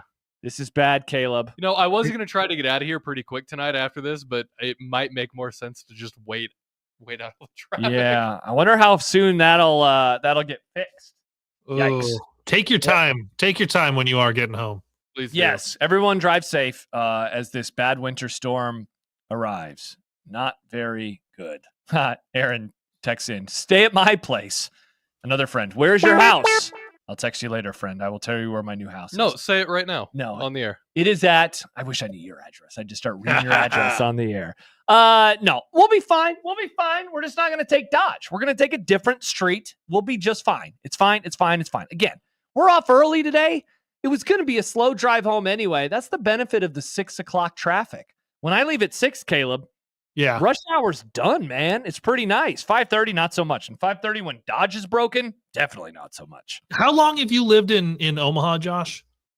Basically my whole life. We moved to Omaha in 97, and I lived in Lincoln for college. So 4 years? Yeah. And otherwise, I've always been in Omaha. So I lived in Omaha it was only a couple months. It was one summer in college. I stayed on my cousin's couch in his basement because I found a job in Omaha. UNO track let me use their throwing ring for that summer. So that was nice. I worked at the Oakview Mall. Okay. Can you guess the store that I worked at? The Oakview Mall. Was it that weird like Spencer's? Was it that crunchy hippie place that used to be there? No, I can tell you the store is not there. The last time I looked, anyway. I don't think any stores are there right now. Well, yeah, it's pretty dead. It was a Husker store. Husker Hound. I'm trying to remember the ones that are there. It was across from Build-A-Bear. Oh my God! Wait. Oh, I thought you were saying Build-A-Bear. No. It was across from Build-A-Bear. He says lids. No. What store? It has red in the name. Has red in the name of the store? I'm out of my element here. Yeah, I don't know. Red Zone. Oh man, I barely remember that store. We had like 3 DVDs we would put on, and it was all the 90s championships. You would put that on and just let it roll on the big screen and then hang out all day and talk Huskers. Oh man, what a time to be alive, working at the mall. By the way, I just got a text from our sales director.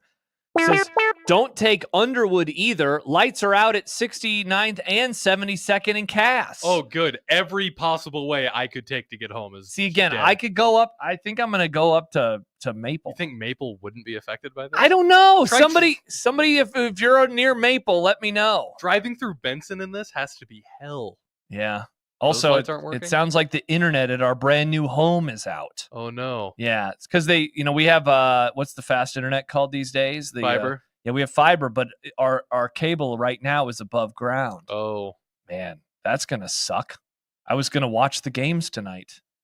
I can't watch the games if I don't have the internet. Maybe you can get on the sticks. I could. No, Nick, I can't get on. Oh, to play like just regular? You can play offline. I could play Tiger Woods offline. Yeah, bring Keena it back. says, don't take Saddle Creek. Yeah, Scott says, I'm on Maple right now. Don't go. Oh. This is terrible.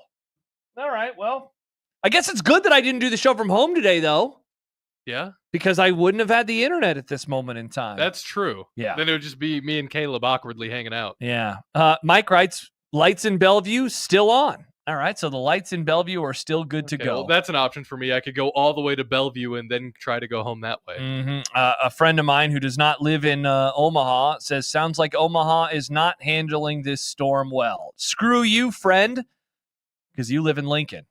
Yeah. Winter Storm Josh is really wreaking havoc. Omaha is handling this storm well. We will pull our boots up by our bootstraps today, and we will rebuild. I have no bougie Omaha. Lincoln has got this handled. Nah, you look at you with your power and your internet. You don't know the struggle of Omaha and Dodge Street. Ooh, Annie points out, have they tried unplugging the lights and plugging them back in? Bless you. Thank you very much. I was waiting for you to talk, but I appreciate the blessing. No, I was watching it happen. It was in slow motion, which is weird because like when I hear Jack Mitchell sneeze, it's like, when you sneeze, it was in slow motion and confusing. Yes, it definitely was. Many people are asking if I'll be spending the night at their house or at the station. No, I'm going to go home. I'm not going to any other house. I'm going to go home after work tonight. I will make it. To jump on the sticks and play Tony Hawk Pro Skater. No, I have a book there. I'll probably... we still can unpack. Instead of watching the Creighton and Nebraska games tonight, I guess I'll just unpack. This is going to be great. I was going to use this as my time to unpack. So that's why you jinxed the weather, specifically so you could have an excuse to unpack all your stuff. What are you talking about? I wanted an excuse not to unpack. Selfish. I wanted to not have to do anything. Amazing Daniel, think I'll go to a college baseball game tonight. Speaking of college baseball, we did just get an email from Glenn Sisk that tomorrow's Creighton-Kansas State game, Nick, sadly has been canceled. That's understandable. Let's see. Yeah, it's straight up canceled. If the game can be rescheduled, they will announce it at a later date. So not postponed for the time being. It has indeed been canceled. I was excited for that one. Yeah. Ooh, Baymon writes, I will cook you some tater tots, Josh. Oh. We have power. Knock on wood, please. Knock on wood. All right, is Sipple toast? I haven't heard from him. All right. I guess Sipple is not going to join us. There's things we could talk about. A text from Aaron. Nick is actually owning you now. Why are you owning me? I don't know. Why am I owning you? I have no idea. Aaron's brain works in different ways. I don't understand that joke. Well, this is good. We have contingencies for this, Josh, because we never get to everything on your list whenever we have a guest on. So let's just pick something. Pick something on my list that we haven't gotten to. Well, now Kaleb is gone. The room is empty. Oh, I didn't even see that. It's just you and me. All right, let's wrap, Josh. Let's talk about some Andy stuff. writes, Sipple is stuck at 72nd and Dodge. Keena says maybe Sipple is stuck in traffic. I'm just still trying to figure out how you supposedly owned me. Listen, let's not get hung up on this. I don't think you own me whatsoever. Okay, Do not Josh. put it on the internet that Nick owned me. Okay, Josh. I don't want that said that he's so here was a topic that we were going to get to. Oh, does Caleb's Dog. dog? Hi, Does Caleb's dog want to give us dog bark? Do you want to come talk about Matt Rhule? No? Okay. I'll talk about Matt Rhule. My question was going to be, how much pressure does Matt Rhule in Nebraska feel right now ahead of the 2025 season? That's one of the things we didn't get to today. I can have a take on this. All right, give it to me. I think Matt Rhule feels incredibly pressured. Oh. You know how this fan base is. They're crazy. Unless he goes to another bowl game, then everybody's going to be calling for his head the second they go 5-7 again. Yeah, well, that definitely would happen. Levi says, did no one notice Caleb's daughter? We did notice. We did. Yeah, we just weren't commenting on it. We're professionals. Yeah, exactly. Oh, and now Caleb's gone again. He's a dad. He has to do dad things. Keena writes, Nick pwned Josh. Do not put it on the internet that Nick pwned me. Get pwned, nerd. There was no pwning whatsoever. I pwned you. No, you did Pwned not. your ass. Wow. So, wow, that's what's going on. Amazing Dan says, North Carolina Duke, UNCG, lots of not canceled games to go to. Oh, that's right. Amazing Daniel's trying to give us crap because he lives on the East Coast where it's warm now. But remember last week they had to move the game up because it was like 40 degrees. Yeah. Please, sir, we can't do this. It's too chilly. By the way, number 24 Coastal Carolina and number 4 North Carolina are currently tied at 3 in the top of the 8th. Those are sirens. Yep. Now the, good. traffic's probably going to get worse. Caleb is back. Hello, Caleb. Hi, Caleb. Hey, how's it going? Graham, did you get the tweet that I DM'd to you Oh. about college baseball? Oh, no. Come on. We have like 29 minutes left of the show. Oh, I You're didn't see it. You're trying to get us to talk more baseball? Look at that. Thank you, Caleb. What is it, Nick? The You're very Patriots welcome. set a new NCAA record of runs scored in an inning. You want to guess how many runs that this team scored in one inning? They scored the most runs ever in an inning. Ever. Okay, so Nebraska one time scored 50 runs against somebody. In one inning? No, in the game. No, yeah. No, I know. I'm working through this real fast. They scored 50 runs in a game. Yeah. If you do 50 divided by 9, that is more than 5 runs per inning. Now, obviously, they did not score 5 runs in every inning. They probably had a great inning. I'm going to say they scored 19 runs. 23. Jesus Christ. In the top of the third. The previous record was by Wichita State in 1984. How many did they score? 21. Wow. And Penn State tied them in 83. How many times is that batting around? Like 3 times? Here's the question, though. They scored 23 in that inning. Josh, what was the final score? Oh, God. The way you said that makes me think they didn't score very much after that. 25-7. 26-6. Oh, my gosh. That's wild. This is George Mason, by the way. Oh, they went to the Final Four one time. Yeah? Yeah, in 2005. They were the first G5 to make it since Indiana State in the 70s. Nice. Yep, there you go. That's talking hoops. Wow. And more baseball. No, that's a little too much baseball. Caleb, the topic that Nick and I were going to unpack while you were disappeared for just a moment was the pressure that Matt Rhule and Nebraska feel heading into 2025. Nick thinks that they're under a lot of pressure. I asked this question because of something Mitch Sherman wrote in his column last week, talking about the Dana Holgorsen decision. He said, upon review, it's no surprise Rhule chose the aggressive play. And when Mitch joined the show yesterday, I mentioned how, in a way, it's still kind of odd that they made that move, even though I totally understand it, but maybe that we didn't unpack it as much as we should have because they still had 3 games to go. And it told me that he was perhaps a coach that recognized earlier than maybe a lot of others did that he's got to turn things around, and he's got to turn them around fairly quickly. And so they make that move. The offense does improve. The offense gets a little bit better. They only go 1-2 at the end of the season. They do lock up the bowl bid, and now here they sit. I'm wondering what you think in terms of the pressure for the 2025 season right now. Yeah, I think there's a ton of pressure. And Rhule actually vocalized it on one of the national podcasts he hit last week or the week before, where he said he is going into year 3. So, and Rhule has obviously been one doing a lot of talking for college coaches with all the things, talking about the spring game, talking about the transfer portal. You can go back to him at Big Ten Media Days talking about Big Ten should get 4 teams in, and what happened to college football playoff. Big Ten got 4 teams in. Now for Rhule to go through and make all of these changes, to be so upfront about the roster sizes and the limitations and cutting all of that, I think he is feeling pressure. And I think they should feel pressure as well, considering what you have seen from him in the past and the fact that you have seen those levels go up. You've seen it get a bad year 1 and then around 500 year 2 and then a 10-win plus year 3.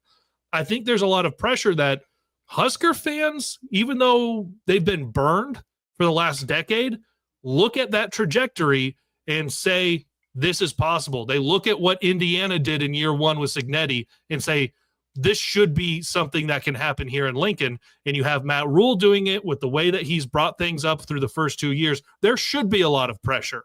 And I think that he is feeling that there should be pressure as well. I don't know that necessarily, with all of the changes around college football in the Big Ten Conference, is going to turn itself into that success that Husker fans want to see. Yeah, Caleb, do you remember when Jim Tressel showed up at Ohio? Or no, let's go to Bob Stoops first, because he was the guy who did it. Bob Stoops got to Oklahoma and won a natty in year 2. And then Jim Tressel got to Ohio State and he won a natty in year 2. And I guess in between them, Larry Coker won a championship in year 1 at Miami, though we never really view it, as the same type of story given what he was left with. And then after that, Nick Saban won a title, and it wasn't year 2, but it was still early on in his tenure. Urban Meyer goes to Florida. He wins a championship early in his tenure. Nick Saban goes to Alabama. He wins a championship early in his tenure. And so suddenly every coach was being judged off of, can you win a national championship within 2 or 3 years? And that became the discussion inside of college sports for years and years and years. And I wonder if Indiana is going to turn into this kind of program that people look at and say, hey, you have to try to be what Indiana was. Why aren't you being like Indiana? Why aren't you making the playoff in year 1? Why aren't you making the playoff in year 2? I mean, certainly the difference between those two teams, it was a stark contrast when you watched Indiana in year 1 under Siggs and Nebraska under Matt Rhule in year 2, and how one team made the playoff and the other, struggled even to get to a bowl game. Well, one team for Indiana, they had success with literally that staff and a lot of those players the year before, and they brought all of them with them to Indiana. So there were a lot of guys that had success playing in a very specific system with Cignetti and being around that coaching staff. Matt Rhule didn't bring anyone with him. So yes, there's the year 1 versus year 2, but it's also drastically different situations. I'm curious going forward if that means administrators, when they're looking at a coach to bring in who's playing at a smaller conference, if they look at their roster and say, they've got a quarterback who can come here too, and they've got some skill players, and they've got 2 interior offensive linemen, okay, let's go bring this guy in who's just had a world of success, because they can use the transfer portal to immediately upgrade our team as well. Yeah.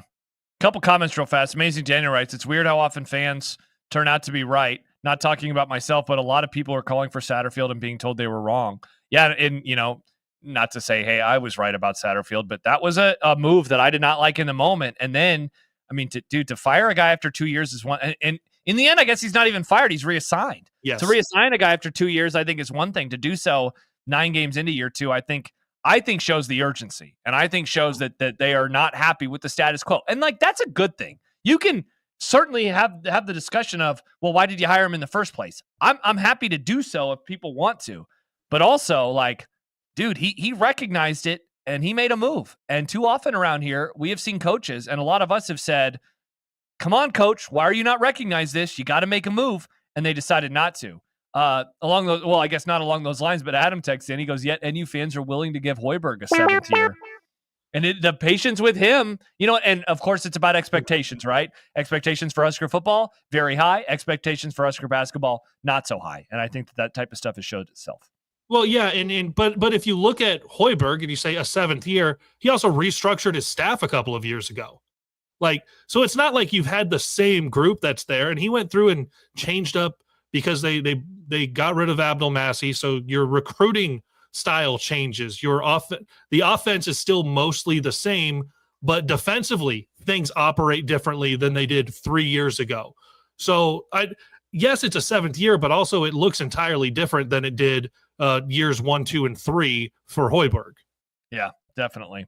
It looks like things are starting to clear up a little bit out here on Dodge Street, so hopefully things are going to be better moving forward. We're going to take a break, come back. We're going to get ready to wrap up the show ahead of Creighton and Seton Hall pregame coming up at the bottom of the hour with John Bishop live from New Jersey.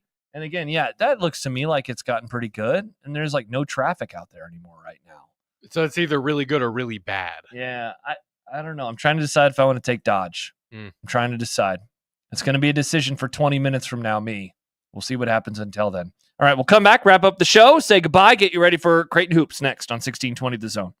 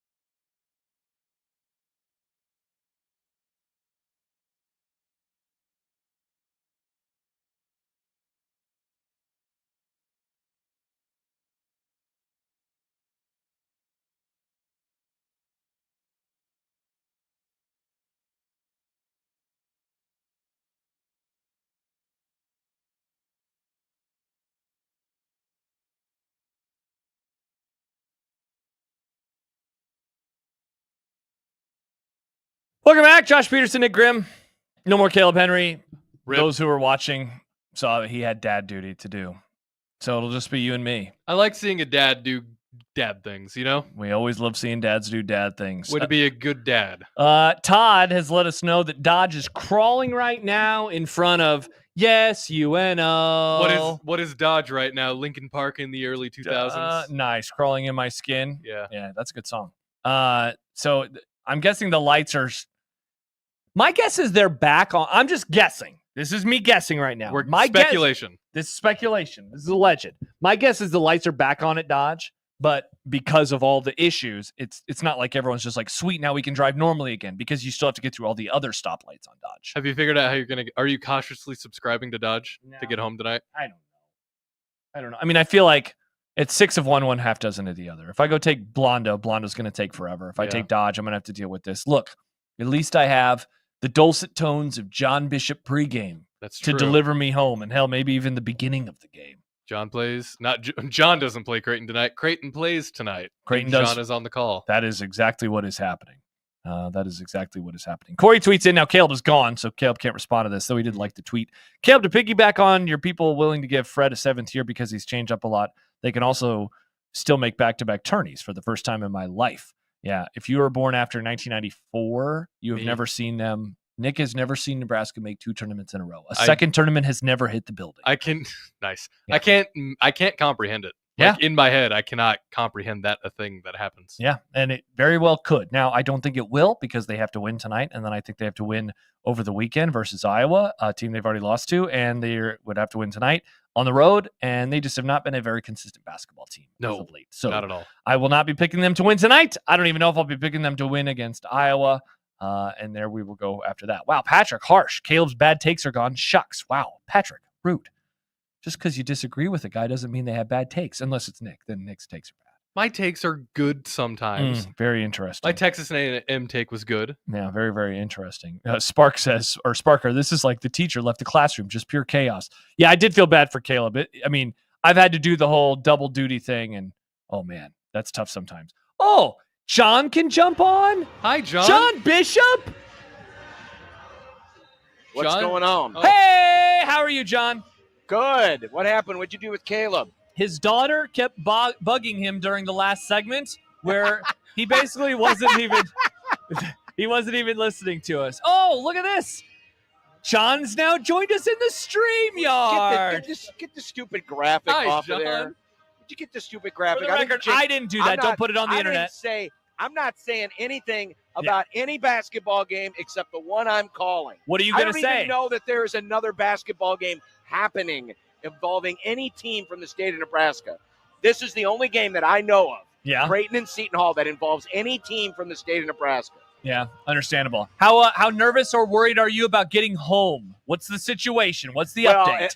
At least we're flying back tomorrow morning. Okay, so good. If you can get this crap out of here by tomorrow morning, that would be greatly appreciated. It sounds like it's a hellscape on Dodge already. So, they made the call several hours ago. Good. And, so we're staying an extra night here in beautiful Newark, New Jersey.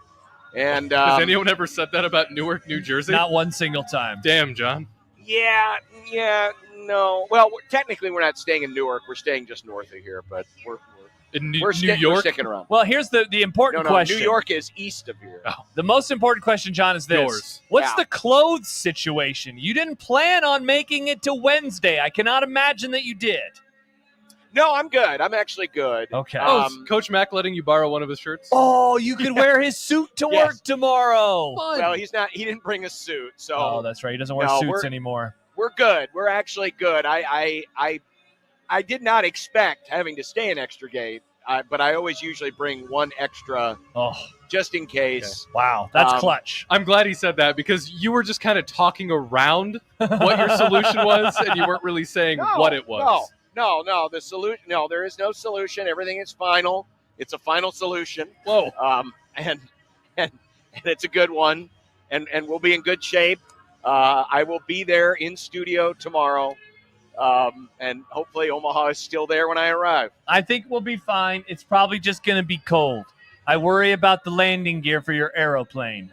I worry about everything from his aeroplane. It's apparently just going to fly. Well, that's true too, Nick. It's just going to flash freeze here. It's going to go from rain to freezing in 5 seconds at some point in time. Right, but that'll happen overnight. We're not flying back until late morning, so we should be okay, right?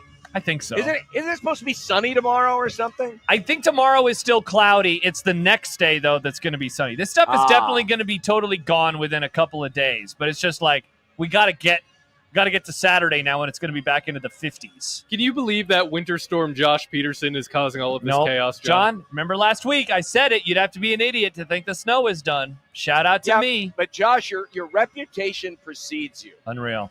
Because you have created this monster yourself. Unreal. I mean, it's kind of similar to back in the 90s, after OJ, Where's this going? Oh, are you those OJ? people. And anytime Allegedly. there was a high-profile murder in Los Angeles, people would just instantly blame OJ. That's pretty funny. Same thing with you and weather. You just When blame the weather me? turns bad, because you already have this reputation of being a weather murderer, when another weather murder takes place, you are the main suspect. I don't like that, but that's a great point. Does the weather glove fit, Josh? Yeah. If the weather glove fits, you must acquit. Well, actually, no. Josh can't be acquitted of this. Yeah, He's don't worry, guilty. John. The weather glove Guilty will as not charged. fit me. My hands will still be a little chilly, and I will not be able to be acquitted. How's goodness. how are you feeling about tonight's game? Obviously, a really tough one over the weekend. This is going to be interesting because Creighton's playing a different Seton Hall team. Even though they're only 2-16, they have played much better lately. I mean, they gave St. John's a good game. They gave Villanova a good game. They upset UConn 2.5 weeks ago. So they're playing better. And also, really, they've got two guys back. Dylan Adewusu did play in the first game, but he was just coming off injury.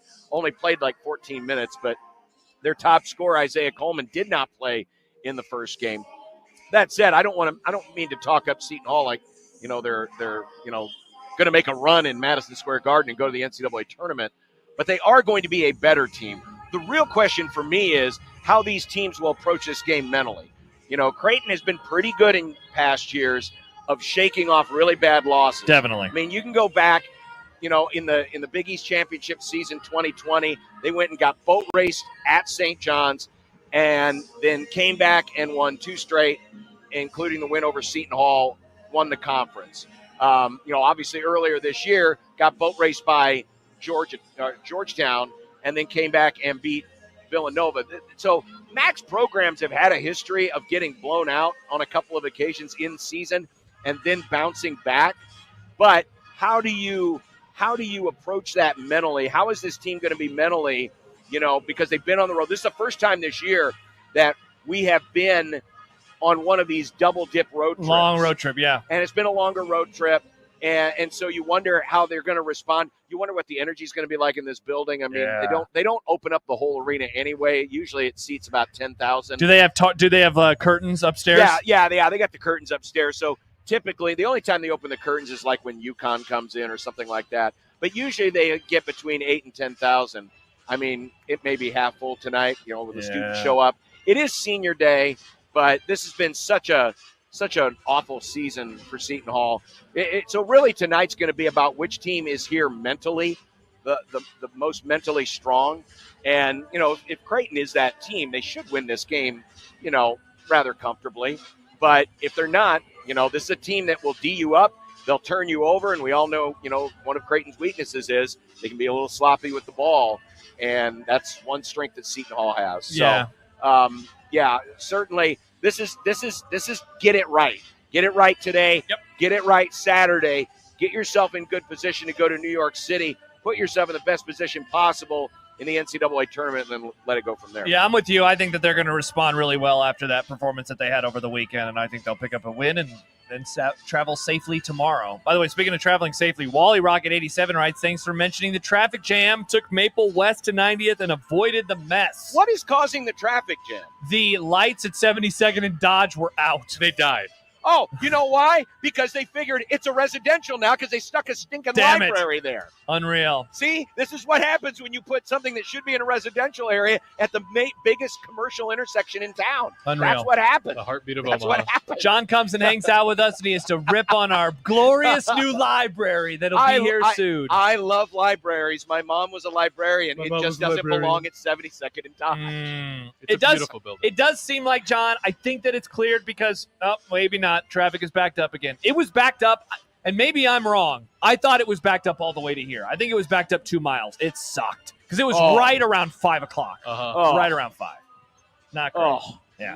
No, not great at all. Well, good luck getting home. Yeah, hey, tonight. thank you very much. We're Yeah, I heard about the internet issues. We have really fiber, sucks. but our fiber is installed above ground because we're not the homeowner, so they weren't going to install it below ground. So now we got to figure that crap out. Wait, what? Yeah, we have the fiber. It's really fast internet. It's great, but it's above ground, which I didn't realize they were going to do that. The cable. So is. you had to have the fiber installed. Yes. It wasn't already there as part of. Yeah, but I would think that they would want to put the infrastructure in the whole. Even if you're not connected, you bury the infrastructure. Yes. That way, and then all you have to do is just turn it on, turn it off. Yeah. That's what they did in our Maybe neighborhood. get like a PVC pipe and just kind of thread it through that, I guess. Oh, Yeah. PVC. Yep, PVC pipe. Not a bad idea. Yeah, because I've been wondering, because I've been looking at that cable on the fence and saying, what's going to happen when it gets windy? I now know the answer. No more internet. Rip. So hopefully it's available in about 30 minutes so I can watch the game. But if not, I'll listen to John on the AM radio. Or 1019 The Keg. Or 1019 The Keg. All right. Yeah, I'm looking at pictures right now on Dodge Street. Bad.